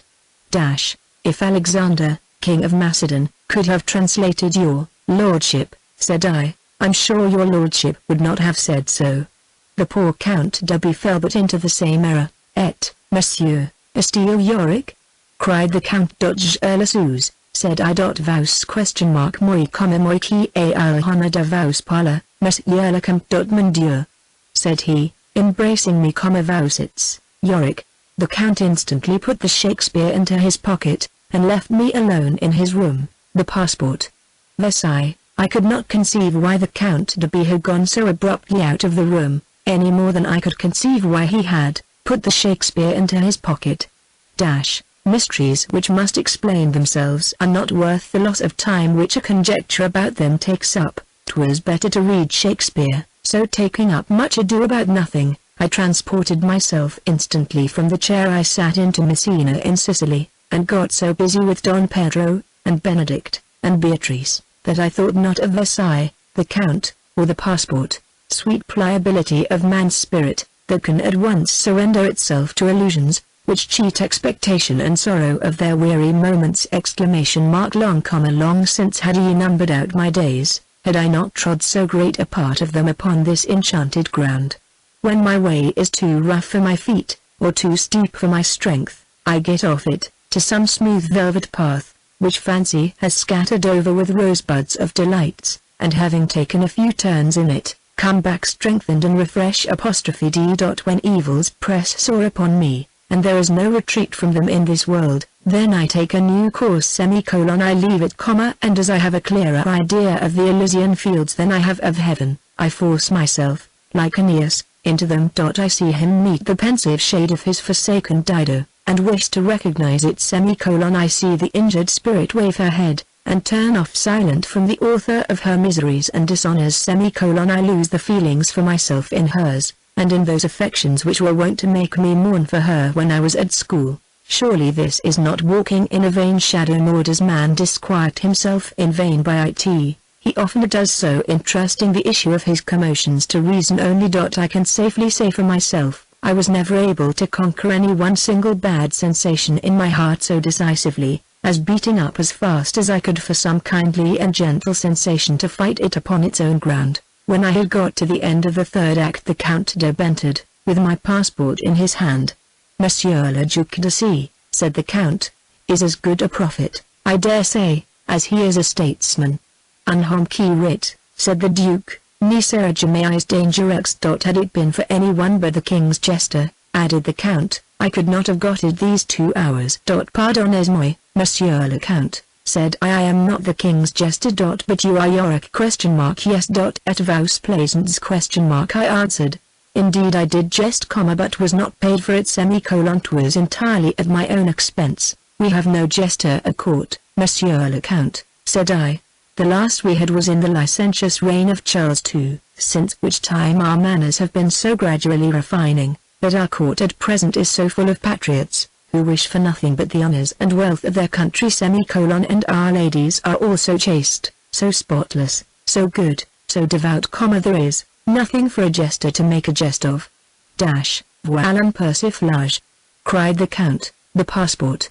Versailles, as the passport was directed to all lieutenant governors, and commandants of cities, generals of armies, justiciaries, and all officers of justice, to let Mr. Yorick, the king's jester, and his baggage, travel quietly along. I own the triumph of obtaining the passport was not a little tarnished by the figure I cut in it. But there is nothing unmixed in this world, and some of the gravest of our divines have carried it so far as to affirm, that enjoyment itself was attended even with a sigh, and that the greatest they knew of terminated, in a general way, in little better than a convulsion. I remember the grave and learned Bavariscius, in his commentary upon the generations from Adam, very naturally breaks off in the middle of a note to give an account to the world of a couple of sparrows upon the out edge of his window, which had incommoded him all the time he wrote, and at last had entirely taken him off from his genealogy. 'Tis strange, writes Bavariscius, but the facts are certain, for I have had the curiosity to mark them down one by one with my pen. But the cock sparrow, during the little time that I could have finished the other half of this note, has actually interrupted me with the reiteration of his caresses 23 times and a half. How merciful, adds Bavariscius, is heaven to his creatures, ill-fated Yorick, that the gravest of thy brethren should be able to write that to the world, which stains thy face with crimson to copy, even in thy study.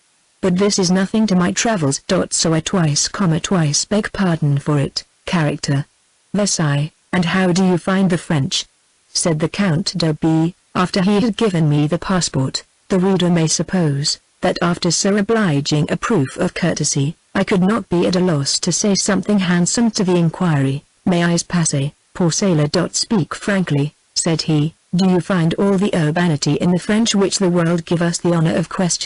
I had found everything, I said, which confirmed it. Vraiment, said the Count, les François sont polis. To an excess, replied I. The Count took notice of the word excess, and would have it I meant more than I said.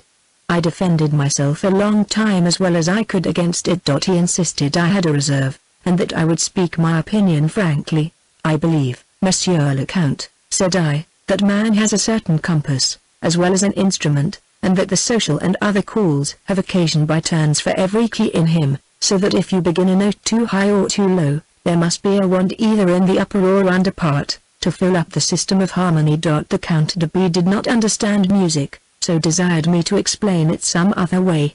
A polished nation, my dear Count, said I, makes everyone its debtor, and besides, urbanity itself, like the fair sex, has so many charms, it goes against the heart to say it can do ill, and yet, I believe, there is but a certain line of perfection, that man, take him altogether, is empowered to arrive at. If he gets beyond, he rather exchanges qualities than gets them.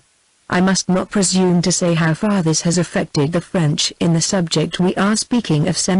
But, should it ever be the case of the English, in the progress of their refinements, to arrive at the same polish which distinguishes the French, if we did not lose the politesse du cœur, which inclines men more to humane actions than courteous ones, we should at least lose that distinct variety and originality of character, which distinguishes them, not only from each other, but from all the world besides. I had a few of King William's shillings, as smooth as glass, in my pocket, and foreseeing they would be of use in the illustration of my hypothesis, I had got them into my hand. When I had proceeded so far, see, Monsieur le Count, said I, rising up, and laying them before him upon the table, by jingling and rubbing one against another for 70 years together in one body's pocket or another's, they are become so much alike, you can scarce distinguish one shilling from another.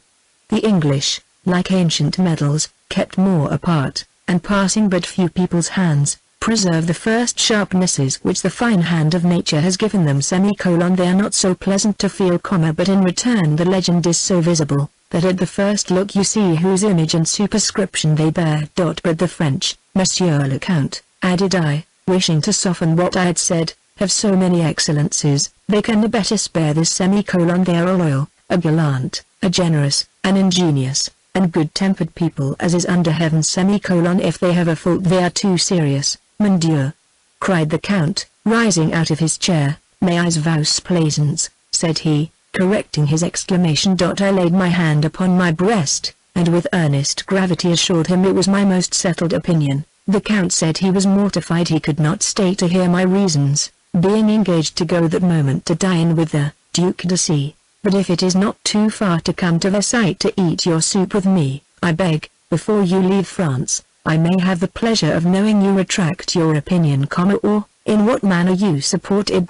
But, if you do support it, Monsieur Anglois, said he, you must do it with all your powers, because you have the whole world against you. I promised the Count I would do myself the honor of dining with him before I set out for Italy. So took my leave. The Temptation. Paris. When I alighted at the hotel, the porter told me a young woman with a bandbox had been that moment inquiring for me. I do not know, said the porter, whether she has gone away or not. I took the key of my chamber of him, and went upstairs, and when I had got within 10 steps of the top of the landing before my door, I met her coming easily down. It was the Fairfielder chamber I had walked along the Quai de Conti with. Madame de R had sent her upon some commission to a Marquand des Modes within a step or two of the Hotel de Modene, and as I had failed in waiting upon her, had bid her inquire if I had left Paris, and if so, whether I had not left a letter addressed to her. As the Fairfielder chamber was so near my door, she returned back, and went into the room with me for a moment or two whilst I wrote a card. It was a fine still evening in the latter end of the month of May. The crimson window curtains, which were of the same color as those of the bed, were drawn close, the sun was setting, and reflected through them so warm a tint into the Fairfielder chamber's face, I thought she'd blush ''D'. The idea of it made me blush myself. We were quite alone, and that superinduced a second blush before the first could get off. There is a sort of a pleasing half-guilty blush, where the blood is more in fault than the man. 'Tis sent impetuous from the heart, and virtue flies after it, not to call it back, but to make the sensation of it more delicious to the nerves. 'Tis associated. But I'll not describe it. I felt something at first within me which was not in strict unison with the lesson of virtue I had given her the night before. I sought 5 minutes for a card. I knew I had not one. I took up a pen. I laid it down again. My hand trembled. The devil was in me. I know as well as anyone he is an adversary, whom, if we resist, he will fly from us. But I seldom resist him at all. From a terror, though I may conquer, I may still get a hurt in the combat. So I give up the triumph for security, and, instead of thinking to make him fly, I generally fly myself. The Fairfielder chamber came close up to the bureau where I was looking for a card. Took up first the pen I cast down, then offered to hold me the ink. She offered it so sweetly, I was going to accept it. But I durst not. I have nothing, my dear, said I, to write upon. Write it, said she, simply, upon anything. I was just going to cry out, then I will write it, fair girl. Upon thy lips. If I do, said I shall perish. So I took her by the hand, and led her to the door, and begged she would not forget the lesson I had given her. She said, indeed she would not. And, as she uttered it with some earnestness, she turned about, and gave me both her hands, close together, into mine. It was impossible not to compress them in that situation. I wished to let them go, and all the time I held them, I kept arguing within myself against it, and still I held them on. In 2 minutes I found I had all the battle to fight over again. And I felt my legs and every limb about me tremble at the idea. The foot of the bed was within 1.5 yards of the place where we were standing. I had still hold of her hands, and how it happened I can give no account, but I neither asked her nor drew her, nor did I think of the bed. But so it did happen. We both sat down. I'll just show you, said the Fairfielder chamber, the little purse I have been making today to hold your crown." So she put her hand into her right pocket, which was next me, and felt for it some time, then into the left. She had lost it. I never bore expectation more quietly. It was in her right pocket at last. She pulled it out. It was of green taffeta, lined with a little bit of white quilted satin, and just big enough to hold the crown. She put it into my hand. It was pretty, and I held it 10 minutes with the back of my hand resting upon her lap, looking sometimes at the purse, sometimes on one side of it. A stitch or two had broke out in the gathers of my stock.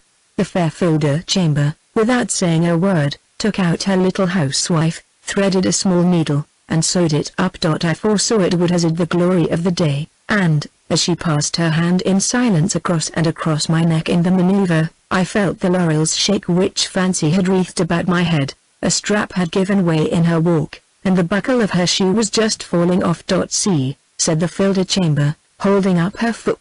I could not, for my soul, but fasten the buckle in return, and putting in the strap, and lifting up the other foot with it. When I had done, to see both were right, in doing it too suddenly, it unavoidably threw the Fairfielder chamber off her center, and then the conquest. Yes, and then, ye whose clay-cold heads and lukewarm hearts can argue down or mask your passions, tell me, what trespass is it that man should have them?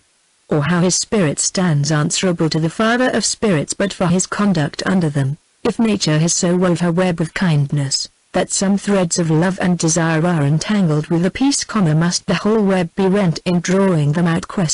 Whip me such stoics, great governor of nature. Said I to myself, wherever thy providence shall place me for the trials of my virtue, whatever is my danger, whatever is my situation, let me feel the movements which rise out of it, and which belong to me as a man, and, if I govern them as a good one, I will trust the issues to thy justice, for thou hast made us, and not we ourselves. As I finished my address, I raised the Fairfielder chamber up by the hand, and led her out of the room. She stood by me till I locked the door and put the key in my pocket, and then, the victory being quite decisive and not till then, I pressed my lips to her cheek, and taking her by the hand again, led her safe to the gate of the hotel. The mystery. Paris. If a man knows the heart, he will know it was impossible to go back instantly to my chamber. It was touching a cold key with a flat third to it upon the close of a piece of music, which had called forth my affections. Therefore, when I let go the hand of the Filder chamber, I remained at the gate of the hotel for some time, looking at everyone who passed by, and forming conjectures upon them, till my attention got fixed upon a single object which confounded all kind of reasoning upon him. It was a tall figure of a philosophic, serious, earnest look, which passed and repassed sedately along the street, making a turn of about 60 paces on each side of the gate of the hotel. The man was about 52, had a small cane under his arm, was dressed in a dark drab-colored coat, waistcoat, and breeches, which seemed to have seen some years' service. They were still clean, and there was a little air of frugal propriety throughout him. By his pulling off his hat, and his attitude of accosting a good many in his way, I saw he was asking charity, so I got a sous or two out of my pocket ready to give him. As he took me in his turn, he passed by me without asking anything, and yet did not go 5 steps further before he asked charity of a little woman. I was much more likely to have given of the two. He had scarce done with the woman, when he pulled off his hat to another who was coming the same way. An ancient gentleman came slowly, and, after him, a young smart one. He let them both pass, and asked nothing. I stood observing him half an hour, in which time he had made a dozen turns backwards and forwards, and found that he invariably pursued the same plan. There were 2 things very singular in this, which set my brain to work, and to no purpose. The first was, why the man should only tell his story to the sex, and, secondly, what kind of story it was, and what species of eloquence it could be, which softened the hearts of the women, which he knew 'twas to no purpose to practice upon the men. There were 2 other circumstances, which entangled this mystery. The one was, he told every woman what he had to say in her ear, and in a way which had much more the air of a secret than a petition. The other was, it was always successful. He never stopped a woman, but she pulled out her purse, and immediately gave him something. I could form no system to explain the phenomenon. I had got a riddle to amuse me for the rest of the evening, so I walked upstairs to my chamber. The case of conscience. Paris. I was immediately followed up by the master of the hotel, who came into my room to tell me I must provide lodgings elsewhere. How so, friend? Said I. He answered, I had had a young woman locked up with me 2 hours that evening in my bedchamber, and 'twas against the rules of his house. Very well, said I, we'll all part friends then, for the girl is no worse, and I am no worse, and you will be just as I found you. It was enough, he said, to overthrow the credit of his hotel. Voyez vous, monsieur, said he, pointing to the foot of the bed we had been sitting upon. I own it had something of the appearance of an evidence, but my pride not suffering me to enter into any detail of the case, I exhorted him to let his soul sleep in peace, as I resolved to let mine do that night, and that I would discharge what I owed him at breakfast. I should not have minded, monsieur, said he, if you had had 20 girls. 'Tis a score more, replied I, interrupting him, than I ever reckoned upon, provided, added he, it had been but in a morning. And does the difference of the time of the day at Paris make a difference in the sin? It made a difference, he said, in the scandal. I like a good distinction in my heart, and cannot say I was intolerably out of temper with the man. I own it is necessary, resumed the master of the hotel, that a stranger at Paris should have the opportunities presented to him of buying lace and silk stockings and ruffles, et tout cela. And 'tis nothing if a woman comes with a bandbox. Oh, my conscience, said I, she had one but I never looked into it. Then monsieur, said he, has bought nothing? Not one earthly thing, replied I. Because, said he, I could recommend one to you who would use you en conscience. But I must see her this night, said I. He made me a low bow, and walked down. Now shall I triumph over this maitre d'hotel, cried I. And what then? Then I shall let him see I know he is a dirty fellow. And what then?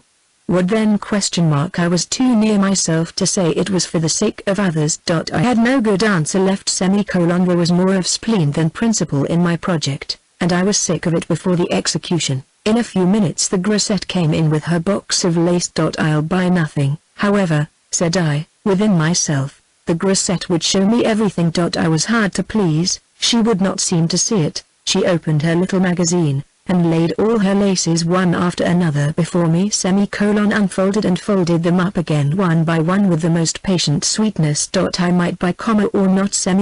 She would let me have everything at my own price. The poor creature seemed anxious to get a penny, and laid herself out to win me, and not so much in a manner which seemed artful, as in one I felt simple and caressing. If there is not a fund of honest gullibility in man, so much the worse. My heart relented, and I gave up my second resolution as quietly as the first.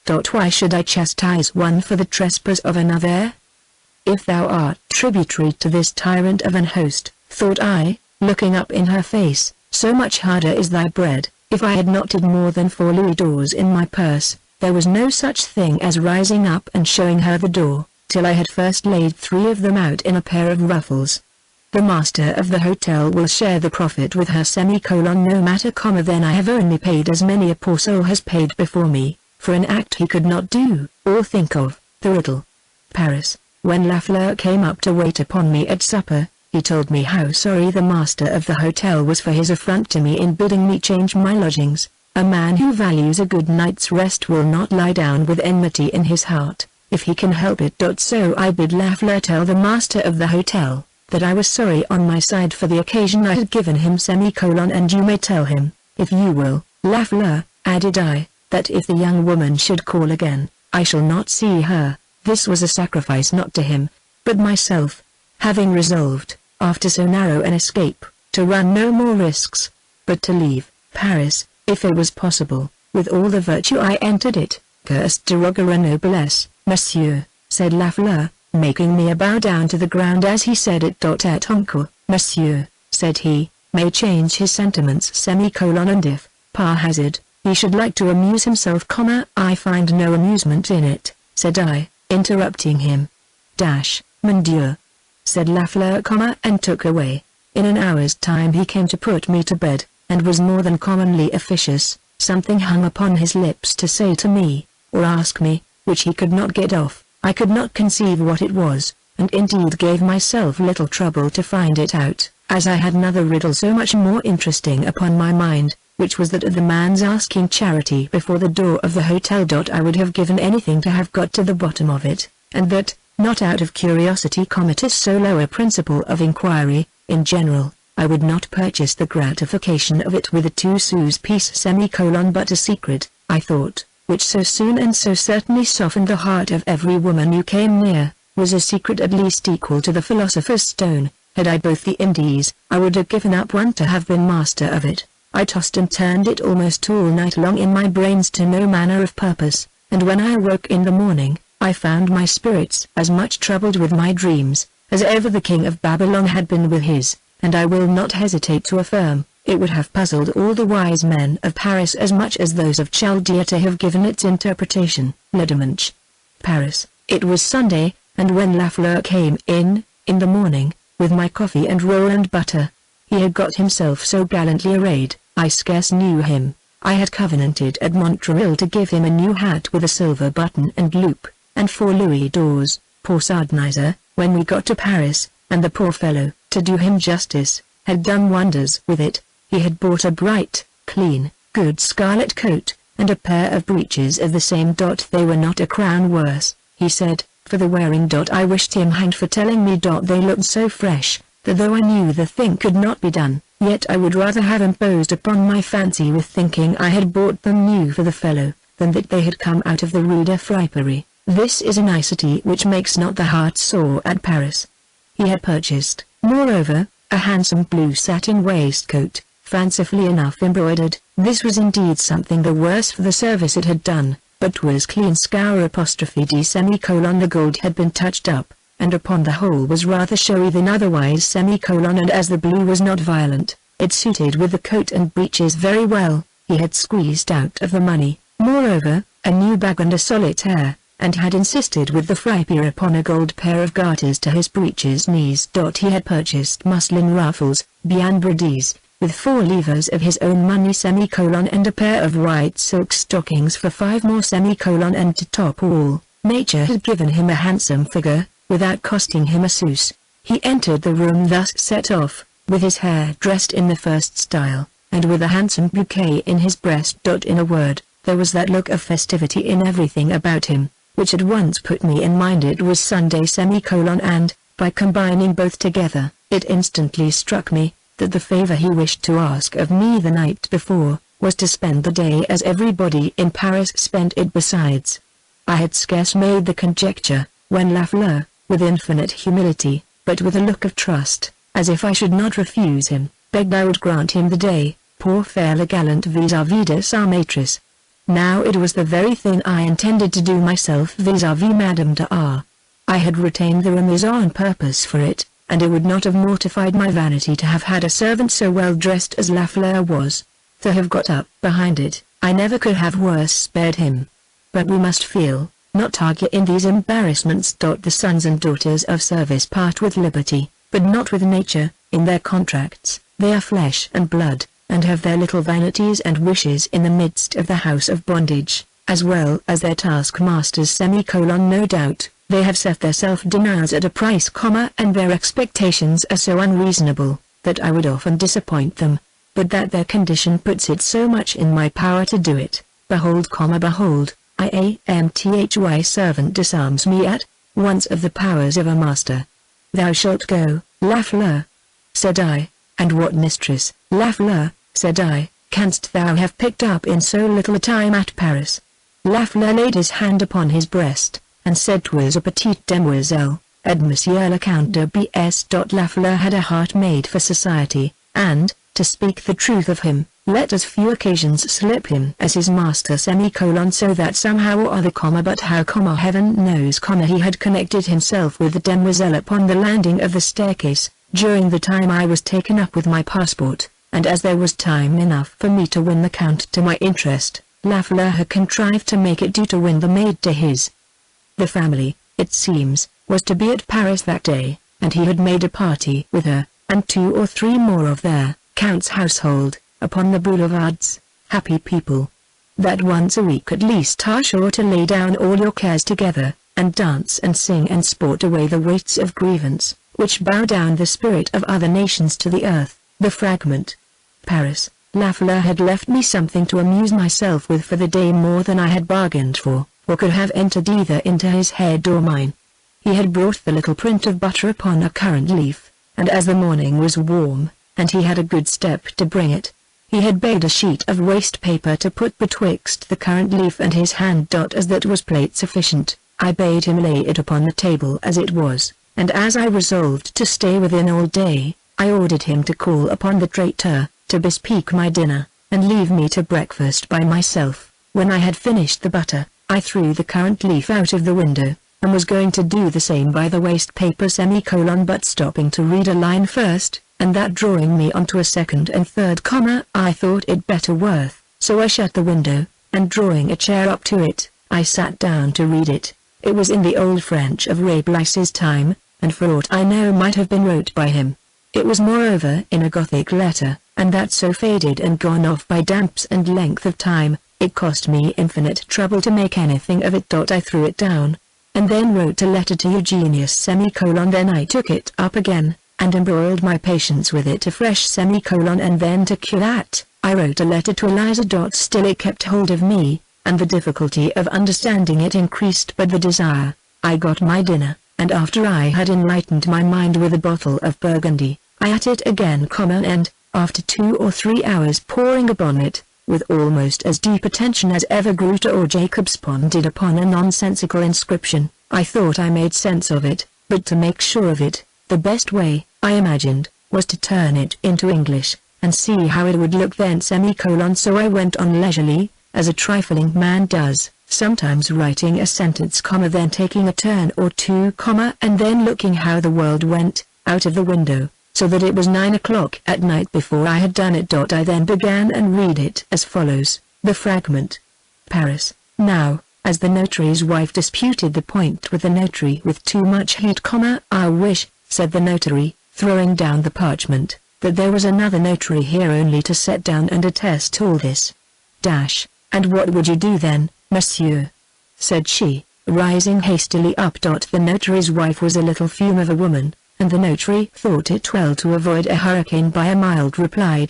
I would go, answered he, to bed. You may go to the devil, answered the notary's wife. Now there happening to be but one bed in the house, the other 2 rooms being unfurnished, as is the custom at Paris, and the notary not caring to lie in the same bed with a woman who had but that moment sent him pell-mell to the devil, went forth with his hat and cane and short cloak, the night being very windy, and walked out, ill at ease, towards the Pont Neuf. Of all the bridges which ever were built, the whole world who have passed over the Pont Neuf must own, that it is the noblest, the finest, the grandest, the lightest, the longest, the broadest, that ever conjoined land and land together upon the face of the terraqueous globe. By this it seems as if the author of the fragment had not been a Frenchman.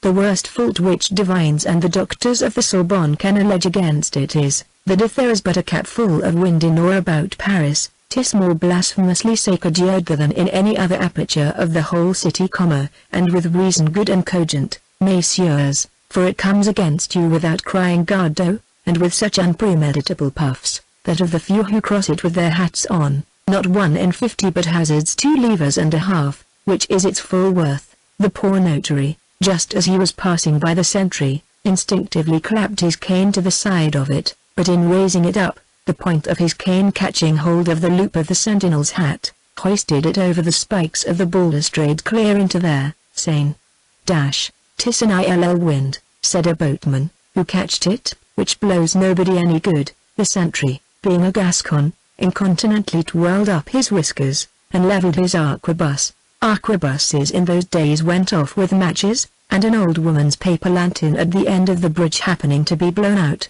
she had borrowed the sentry's match to light it. It gave a moment's time for the Gascon's blood to run cool, and turn the accident better to his advantage. "'Tis an ill wind," said he, catching off the notary's caster, and legitimating the capture with the boatman's adage. The poor notary crossed the bridge, and passing along the Rue de Dauphine into the Fauxbourgs of Street Germain, lamented himself as he walked along in this manner.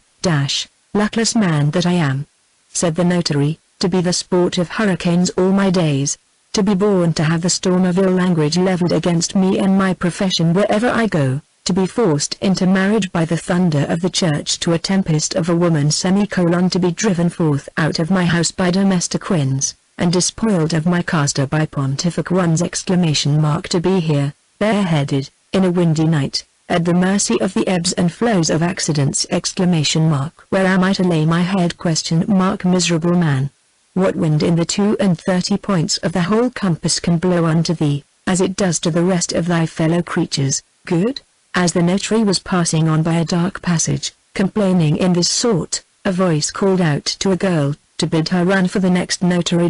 Now the notary, being the next, and availing himself of his situation, walked up the passage to the door, and passing through an old sort of a saloon, was ushered into a large chamber, dismantled of everything but a long military pike, a breastplate, a rusty old sword, and bandolier, hung up, equidistant, in 4 different places against the wall. An old personage who had heretofore been a gentleman, and unless decay of fortune taints the blood along with it, was a gentleman at that time, lay supporting his head upon his hand in his bed. A little table with a taper burning was set close beside it, and close by the table was placed a chair. The notary sat him down in it, and pulling out his inkhorn and a sheet or 2 of paper which he had in his pocket, he placed them before him, and dipping his pen in his ink, and leaning his breast over the table, he disposed everything to make the gentleman's last will and testament. Alas!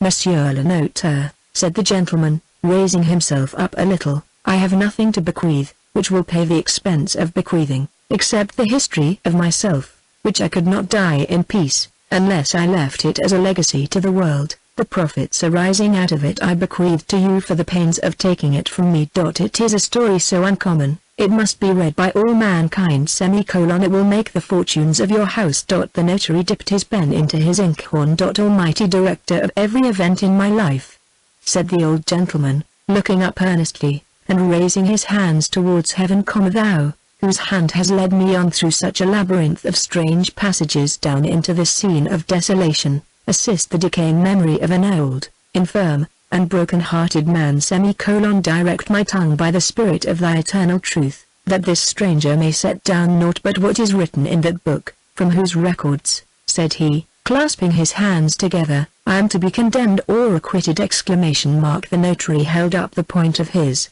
pen betwixt the taper and his eye. It is a story, Monsieur le Notaire, said the gentleman, which will rouse up every affection in nature. It will kill the humane, and touch the heart of cruelty herself with pity. The notary was inflamed with a desire to begin, and put his pen a 3rd time into his inkhorn, and the old gentleman, turning a little more towards the notary, began to dictate his story in these words. And where is the rest of it, Lafleur? Said I, as he just then entered the room, the fragment, and the bouquet. Paris. When Lafleur came up close to the table, and was made to comprehend what I wanted, he told me there were only 2 other sheets of it, which he had wrapped round the stalks of a bouquet to keep it together, which he had presented to the demoiselle upon the boulevards. Then prithee, Lafleur, said I, step back to her to the Count de B.'s hotel, and see if thou canst get it. There is no doubt of it, said Lafleur, and away he flew. In a very little time the poor fellow came back quite out of breath, with deeper marks of disappointment in his looks than could arise from the simple irreparability of the fragment. Just seal. In less than 2 minutes that the poor fellow had taken his last tender farewell of her, his faithless mistress had given his gage d'amour to one of the Count's footmen, the footman to a young sempstress, and the sempstress to a fiddler, with my fragment at the end of it. Our misfortunes were involved together. I gave a sigh, and Lafleur echoed it back again to my ear. How perfidious! Cried Lafleur. How unlucky! Said I should not have been mortified, monsieur, quoth Lafleur, if she had lost it. Nor I, Lafleur, said I, had I found it. Whether I did or no will be seen hereafter. The act of charity. Paris. The man who either disdains or fears to walk up a dark entry may be an excellent good man, and fit for 100 things, but he will not do to make a good sentimental traveller. I count little of the many things I see pass at broad noonday, in large and open streets. Nature is shy, and hates to act before spectators, but in such an unobserved corner you sometimes see a single short scene of hers worth all the sentiments of a dozen French plays compounded together, and yet they are absolutely fine, and whenever I have a more brilliant affair upon my hands than common, as they suit a preacher just as well as a hero, I generally make my sermon out of and for the text, Cappadocia, Pontus and Asia, Phrygia and Pamphylia, is as good as any one in the Bible. There is a long dark passage issuing out from the Opera Comique into a narrow street, 'tis trod by a few who humbly wait for a fiacre, or wish to get off quietly o' foot when the opera is done. At the end of it, towards the theatre, 'tis lighted by a small candle, the light of which is almost lost before you get halfway down, but near the door 'tis more for ornament than use. You see it as a fixed star of the least magnitude. It burns, but does little good to the world, that we know of. In returning along this passage, I discerned, as I approached within 5 or 6 paces of the door, 2 ladies standing arm in arm with their backs against the wall, waiting, as I imagined, for a fiacre, as they were next the door. I thought they had a prior right, so edged myself up within a yard or little more of them, and quietly took my stand. I was in black, and scarce seen. The lady next me was a tall lean figure of a woman, of about 36, the other of the same size and make, of about 40. There was no mark of wife or widow in any one part of either of them. They seemed to be 2 upright festal sisters, unsapped by caresses, unbroken upon by tender salutations. I could have wished to have made them happy. Their happiness was destined that night to come from another quarter. A low voice, with a good turn of expression, and sweet cadence at the end of it, bade for a 12 sous piece betwixt them, for the love of heaven.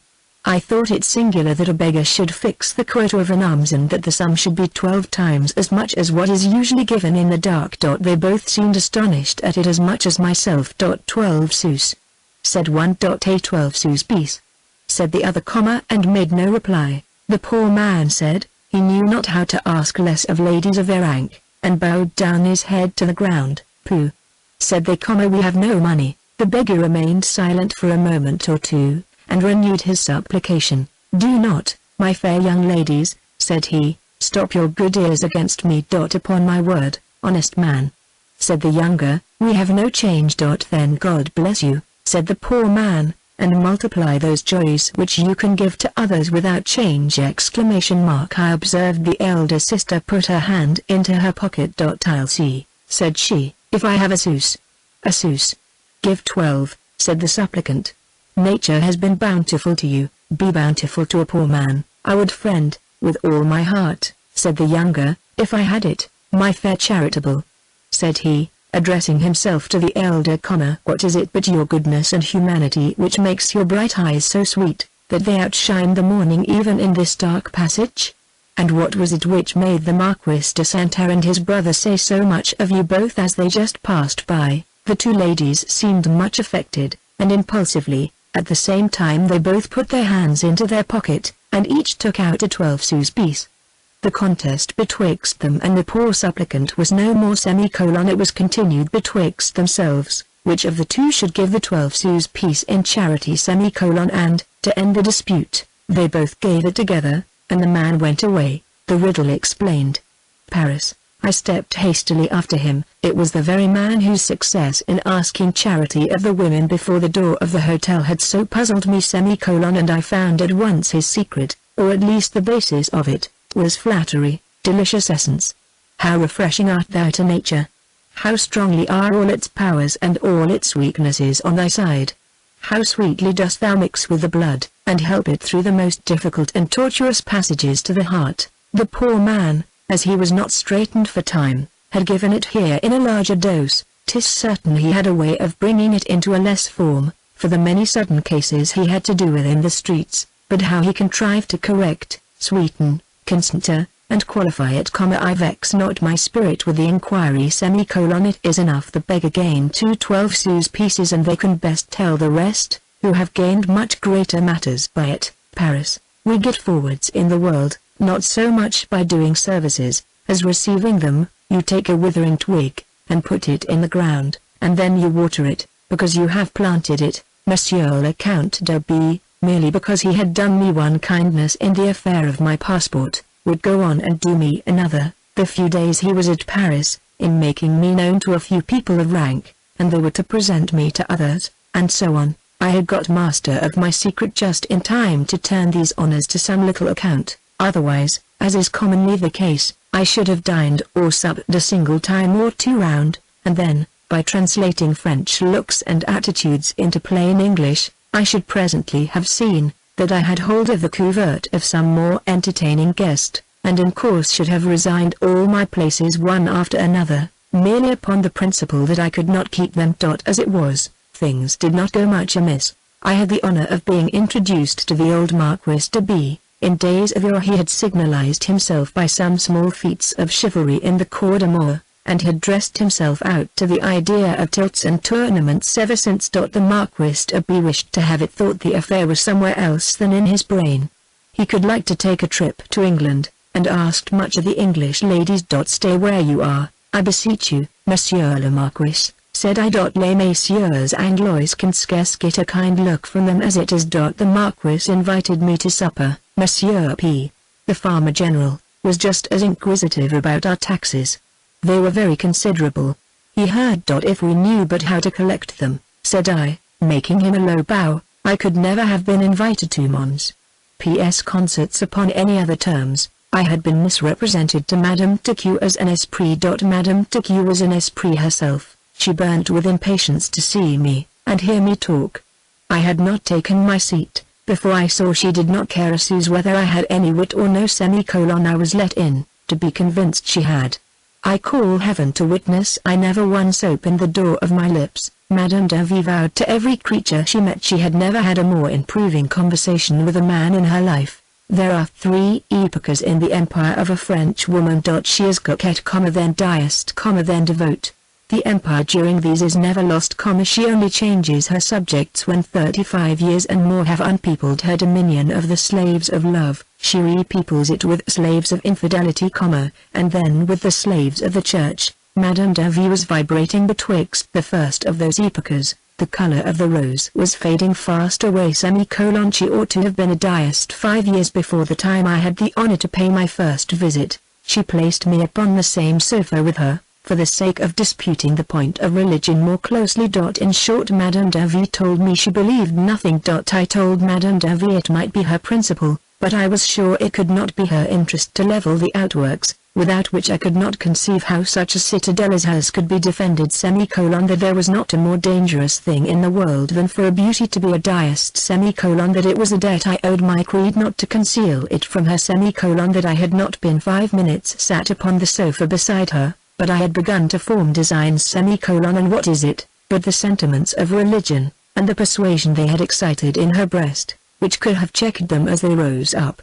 We are not adamant, said I, taking hold of her hand. And there is need of all restraints, till age in her own time steals in and lays them on us. But my dear lady, said I, kissing her hand, 'tis too soon. I declare I had the credit all over Paris of unperverting Madame de V. She affirmed to Monsieur D. and the Abbé M. that in 1/2 hour I had said more for revealed religion than all their encyclopedia had said against it. I was listed directly into Madame de V.'s coterie. And she put off the epocha of deism for 2 years. I remember it was in this coterie, in the middle of a discourse, in which I was showing the necessity of a first cause, when the young Count de Fainant took me by the hand to the farthest corner of the room, to tell me my solitaire was pinned too straight about my neck. It should be plus badinant, said the Count, looking down upon his own but a word, Monsieur Yorick, to the wise dash, and from the wise, Monsieur le Count, replied I, making him a bow, is enough. The Count de Fainant embraced me with more ardor than ever I was embraced by mortal man. For 3 weeks together I was of every man's opinion I met. Pardi. Monsieur Yorick autant d'esprit qu'une autres. Il was bien, said another. Cursed un bon enfant, said a third. And at this price I could have eaten and drank and been merry all the days of my life at Paris, but 'twas a dishonest reckoning. I grew ashamed of it. It was the gain of a slave. Every sentiment of honor revolted against it. The higher I got, the more was I forced upon my beggarly system. The better the coterie, the more children of at. I languished for those of nature, and one night, After a most vile prostitution of myself to half a dozen different people, I grew sick, went to bed, ordered Lafleur to get me horses in the morning to set out for Italy. Maria. Moulins. I never felt what the distress of plenty was in any one shape till now, to travel it through the Bonnets, the sweetest part of France, in the heyday of the vintage, when nature is pouring her abundance into everyone's lap, and every eye is lifted up, a journey, through each step of which music beats time to labor, and all her children are rejoicing as they carry in their clusters, to pass through this with my affections flying out, and kindling at every group before me, and every one of them was pregnant with adventures. Just heaven! It would fill up 20 volumes, and alas, I have but a few small pages left of this to crowd it into, and half of these must be taken up with the poor Maria. My friend, Mr. Shandy, met with mere Moulins. The story he had told of that disordered maid affected me not a little in the reading, but when I got within the neighborhood where she lived, it returned so strong into the mind, that I could not resist an impulse which prompted me to go half a league out of the road, to the village where her parents dwelt, to inquire after her. 'Tis going, I own, like the knight of the woeful countenance in quest of melancholy adventures. But I know not how it is, but I am never so perfectly conscious of the existence of a soul within me, as when I am entangled in them. The old mother came to the door. Her looks told me the story before she opened her mouth. She had lost her husband. He had died, she said, of anguish, for the loss of Maria's senses, about a month before. She had feared at first, she added, that it would have plundered her poor girl of what little understanding was left, but, on the contrary, it had brought her more to herself. Still, she could not rest. Her poor daughter, she said, crying, was wandering somewhere about the road. Why does my pulse beat languid as I write this? And what made Lafleur, whose heart seemed only to be tuned to joy, to pass the back of his hand twice across his eyes, as the woman stood and told it? I beckoned to the postilion to turn back into the road. When we had got within half a league of Moulins, at a little opening in the road leading to a thicket, I discovered poor Maria sitting under a poplar. She was sitting with her elbow in her lap, and her head leaning on one side within her hand. A small brook ran at the foot of the tree. I bid the postilion go on with the chaise to Moulins and Lafleur to bespeak my supper, and that I would walk after him. She was dressed in white, and much as my friend described her, except that her hair hung loose, which before was twisted within a silk net. She had superadded likewise to her jacket, a pale green riband, which fell across her shoulder to the waist, at the end of which hung her pipe. Her goat had been as faithless as her lover, and she had got a little dog in lieu of him, which she had kept tied by a string to her girdle. As I looked at her dog, she drew him towards her with the string. Thou shalt not leave me, Silvio, said she.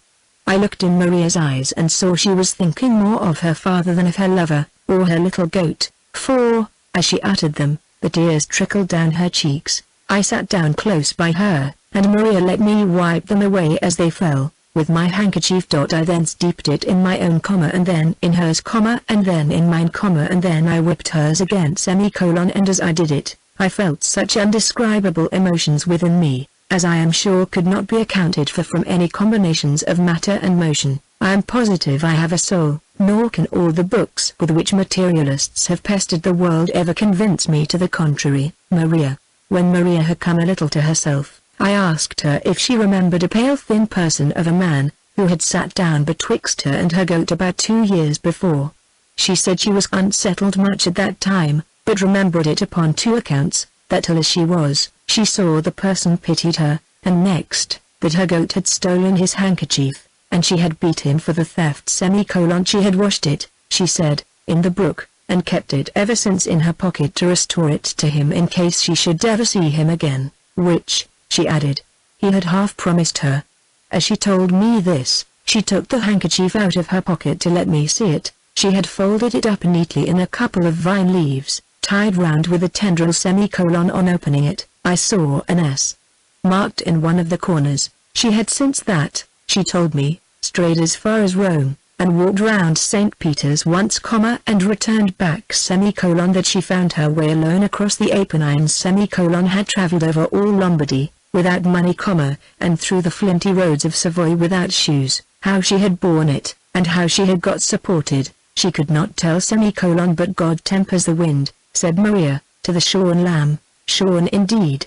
And to the quick, said I, and wast thou in my own land, where I have a cottage, I would take thee to it, and shelter thee, thou shouldst eat of my own bread and drink of my own cup semicolon. I would be kind to thy Silvio semicolon. In all thy weaknesses and wanderings I would seek after thee and bring thee back semicolon. When the sun went down I would say my prayers, and when I had done thou shouldst play thy evening song upon thy pipe, nor would the incense of my sacrifice be worse accepted for entering heaven along with that of a broken heart.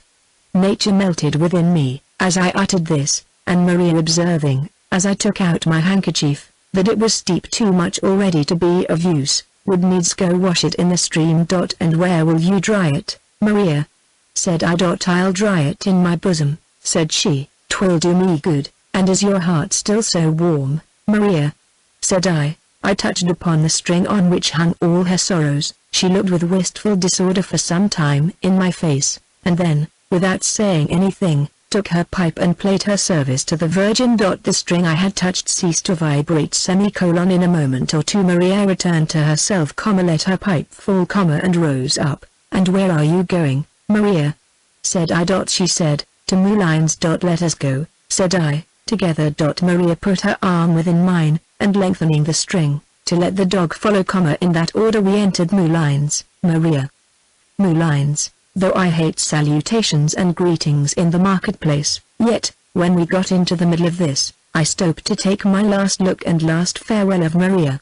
Maria, though not tall, was nevertheless of the first order of fine forms. Affliction had touched her looks with something that was scarce earthly semicolon. Still she was feminine semicolon, and so much was there about her of all that the heart wishes, or the eye looks for in woman, that could the traces be ever worn out of her brain, and those of Eliza out of mine, she should not only eat of my bread and drink of my own cup, but, Maria should lie in my bosom, and be unto me as a daughter. Adieu, poor luckless maiden! Imbibe the oil and wine which the compassion of a stranger, as he journeyeth on his way, now pours into thy wounds semicolon. The being, who has twice bruised thee, can only bind them up forever. The Bourbonnois. There was nothing from which I had painted out for myself so joyous a riot of the affections, as in this journey in the vintage, through this part of France, but pressing through this gate, of sorrow to it, my sufferings have totally unfitted me.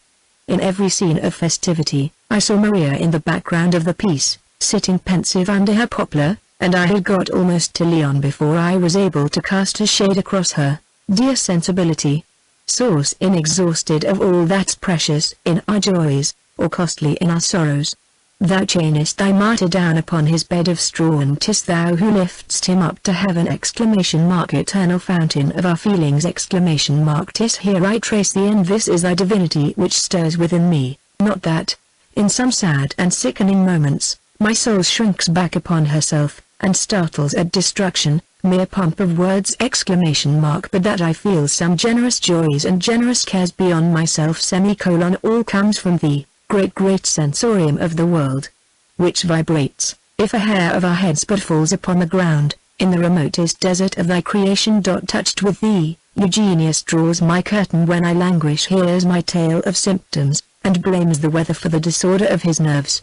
Thou givest a portion of it sometimes to the roughest peasant who traverses the bleakest mountains he finds the lacerated lamb of another's flock. This moment I behold him leaning with his head against his crook, with piteous inclination looking down upon it! Oh! Had I come one moment sooner! It bleeds to death! His gentle heart bleeds with it. Peace to thee, generous swain! I see thou walkest off with anguish, but thy joys shall balance it for, happy is thy cottage, and happy is the sharer of it, and happy are the lambs which sport about you. The supper, a shoe coming loose from the forefoot of the hill horse, at the beginning of the ascent of Mount Torriera, the postilion dismounted, twisted the shoe off, and put it in his pocket, as the ascent was of 5 or 6 miles, and that horse our main dependence. I made a point of having the shoe fastened on again, as well as we could, but the postilion had thrown away the nails, and the hammer in the chaise box being of no great use without them, I submitted to go on. He had not mounted half a mile higher, when, coming to a flinty piece of road, The poor devil lost a second shoe, and from off his other forefoot. I then got out of the chaise in good earnest, and seeing a house about a quarter of a mile to the left hand, with a great deal to do, I prevailed upon the postilion to turn up to it. The look of the house, and of everything about it, as we drew nearer, soon reconciled me to the disaster. It was a little farmhouse, surrounded with about 20 acres of vineyard, about as much corn and close to the house, on one side, was a potagerie of 1.5 acres, full of everything which could make plenty in a French peasant's house and, on the other side, was a little wood, which furnished wherewithal to dress it. It was about 8 in the evening when I got to the house, so I left the postilion to manage his point as he could and, for mine, I walked directly into the house. The family consisted of an old grey-headed man and his wife, with 5 or 6 sons and sons-in-law, and their several wives, and a joyous genealogy out of them. They were all sitting down together to their lentil soup. A large wheaten loaf was in the middle of the table, and a flagon of wine at each end of it promised joy through the stages of the repast. 'Twas a feast of love. The old man rose up to meet me, and with a respectful cordiality would have me sit down at the table. My heart was set down the moment I entered the room, so I sat down at once like a son of the family, and to invest myself in the character as speedily as I could, I instantly borrowed the old man's knife, and taking up the loaf, cut myself a hearty luncheon, and, as I did it, I saw a testimony in every eye, not only of an honest welcome, but of a welcome mixed with thanks that I had not seemed to doubt it. Was it this? Or tell me, nature, what else it was that made this morsel so sweet, and to what magic I owe it, that the draught I took of their flagon was so delicious with it, that they remain upon my palate to this hour. If the supper was to my taste, the grace which followed it was much more so. The grace. When supper was over, the old man gave a knock upon the table with the haft of his knife, to bid them prepare for the dance. The moment the signal was given, the women and girls ran all together into a back apartment to tie up their hair, and the young men to the door to wash their faces, and change their sabots, and in 3 minutes every soul was ready upon a little esplanade before the house to begin. The old man and his wife came out last, and placing me betwixt them, sat down upon a sofa of turf by the door. The old man had some 50 years ago been no mean performer upon the viol, and at the age he was then of, touched it well enough for the purpose. His wife sung now and then a little to the tune, then intermitted, and joined her old man again, as their children and grandchildren danced before them. It was not till the middle of the second dance, when, from some pauses in the movements, wherein they all seemed to look up, I fancied I could distinguish an elevation of spirit different from that which is the cause or the effect of simple jollity. In a word, I thought I beheld religion mixing in the dance, but, as I had never seen her so engaged, I should have looked upon it now as one of the illusions of an imagination which is eternally misleading me, had not the old man, as soon as the dance ended, said, that this was their constant way, and that all his life long he had made it a rule, after supper was over, to call out his family to dance and rejoice, believing, he said, that a cheerful and contented mind was the best sort of thanks to heaven that an illiterate peasant could pay, or a learned prelate either. Said I, the case of delicacy, when you have gained the top of Mount Torriera, you run presently down to Leon. Adieu, then, to all rapid movements. 'Tis a journey of caution, and it fares better with sentiments, not to be in a hurry with them. So I contracted with a Voitrin to take his time with a couple of mules, and convoy me in my own chaise safe to Turin, through Savoy. Poor, patient, quiet, honest people. Fear not, your poverty, the treasury of your simple virtues, will not be envied you by the world, nor will your valleys be invaded by it. Nature. In the midst of thy disorders, thou art still friendly to the scantiness thou hast created, with all thy great works about thee, little hast thou left to give, either to the scythe or to the sickle, but to that little thou grantest safety and protection, and sweet are the dwellings which stand so sheltered.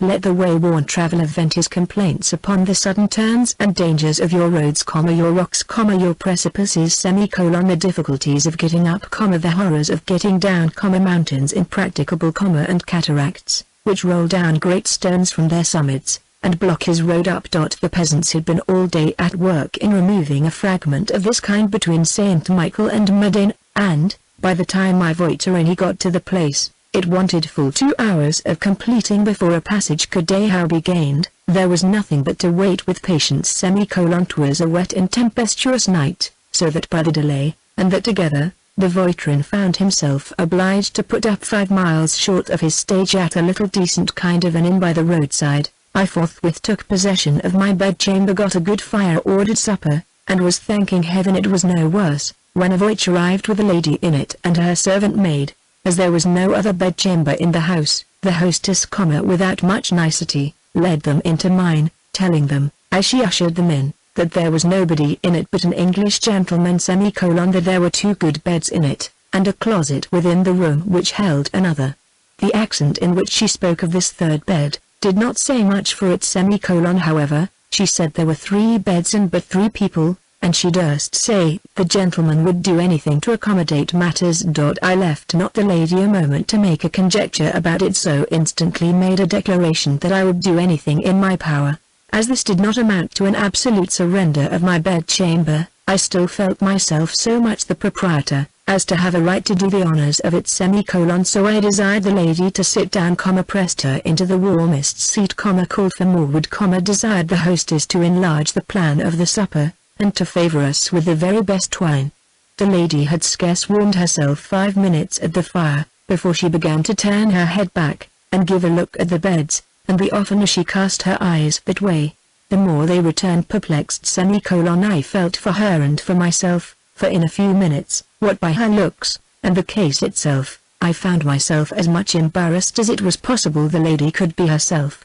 That the beds we were to lie in were in one and the same room, was enough simply by itself to have excited all this. But the position of them, for they stood parallel, and so very close to each other as only to allow space for a small wicker chair betwixt them, rendered the affair still more oppressive to us. They were fixed up moreover near the fire, and the projection of the chimney on one side, and a large beam which crossed the room on the other, formed a kind of recess for them that was no way favorable to the nicety of our sensations. If anything could have added to it, it was that the 2 beds were both of them so very small, as to cut us off from every idea of the lady and the maid lying together, which in neither of them, could it have been feasible, my lying beside them, though a thing not to be wished, yet there was nothing in it so terrible which the imagination might not have passed over without torment. As for the little room within, it offered little or no consolation to us. 'Twas a damp, cold closet, with a half-dismantled window shutter, and with a window which had neither glass nor oil paper in it to keep out the tempest of the night. I did not endeavor to stifle my cough when the lady gave a peep into it, so it reduced the case in course to this alternative, that the lady should sacrifice her health to her feelings, and take up with the closet herself, and abandon the bed next mine to her maid, or that the girl should take the closet, and see. The lady was a Piedmontese of about 30, with a glow of health in her cheeks.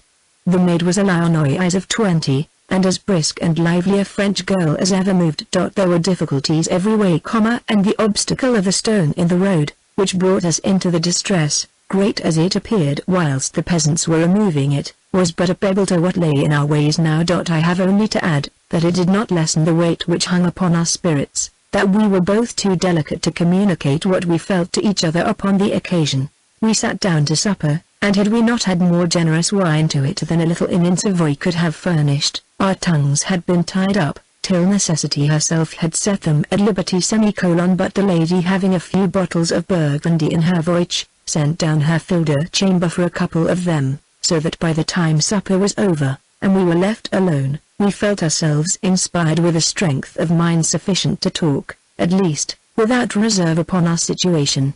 We turned it every way, and debated and considered it in all kinds of lights in the course of a 2 hours' negotiation, at the end of which the articles were settled finally betwixt us, and stipulated for in form and manner of a treaty of peace, and I believe with as much religion and good faith on both sides as in any treaty which has yet had the honor of being handed down to posterity. They were as follow: First, as the right of the bedchamber is in Monsieur, and he thinking the bed next to the fire to be the warmest, he insists upon the concession on the lady's side of taking up with it, granted, on the part of Madam, with a proviso, that as the curtains of that bed are of a flimsy transparent cotton, and appear likewise too scanty to draw close, that the filled chamber shall fasten up the opening, either by corking pins, or needle and thread, in such manner as shall be deemed a sufficient barrier on the side of Monsieur Toodley. It is required on the part of Madame, that Monsieur shall lie the whole night through in his robe de chamber, rejected, inasmuch as Monsieur is not worth a robe de chamber, he having nothing in his portmanteau but 6 shirts and a black silk pair of breeches. The mentioning the silk pair of breeches made an entire change of the article, for the breeches were accepted as an equivalent for the robe de chamber, and so it was stipulated and agreed upon, that I should lie in my black silk breeches all night, threedly. It was insisted upon and stipulated for by the lady, that after Monsieur was got to bed, and the candle and fire extinguished, that Monsieur should not speak one single word the whole night. Granted, provided Monsieur's saying his prayers might not be deemed an infraction of the treaty. There was but one point forgot in this treaty, and that was the manner in which the lady and myself should be obliged to undress and get to bed. There was but one way of doing it, and that I leave to the reader to devise, protesting as I do it, that if it is not the most delicate in nature, 'tis the fault of his own imagination, against which this is not my first complaint. Now, when we were got to bed, whether it was the novelty of the situation, or what it was, I know not, but so it was, I could not shut my eyes. I tried this side, and that, and turned again, till a full hour after midnight, when nature and patience both wearing out, "Oh, my God," said I, "you have broke the treaty, Monsieur," said the lady, who had no more slept than myself. I begged 1,000 pardons, but insisted it was no more than an ejaculation. She maintained 'twas an entire infraction of the treaty. I maintained it was provided for in the clause of the 3rd article. The lady would by no means give up her point, though she weakened her barrier by it, for in the warmth of the dispute, I could hear 2 or 3 corking pins fall out of the curtain to the ground. Upon my word and honor, Madame, said I, stretching my arm out of bed by way of asseveration. I was going to have added, that I could not have trespassed against the remotest idea of decorum for the world. But the filled chamber, hearing there were words between us, and fearing that hostilities would ensue in course, had crept silently out of her closet, and it being totally dark, had stolen so close to our beds, that she had got herself into the narrow passage which separated them, and had advanced so far up as to be in a line betwixt her mistress and me, so that when I stretched out my hand I caught hold of the filled chambers,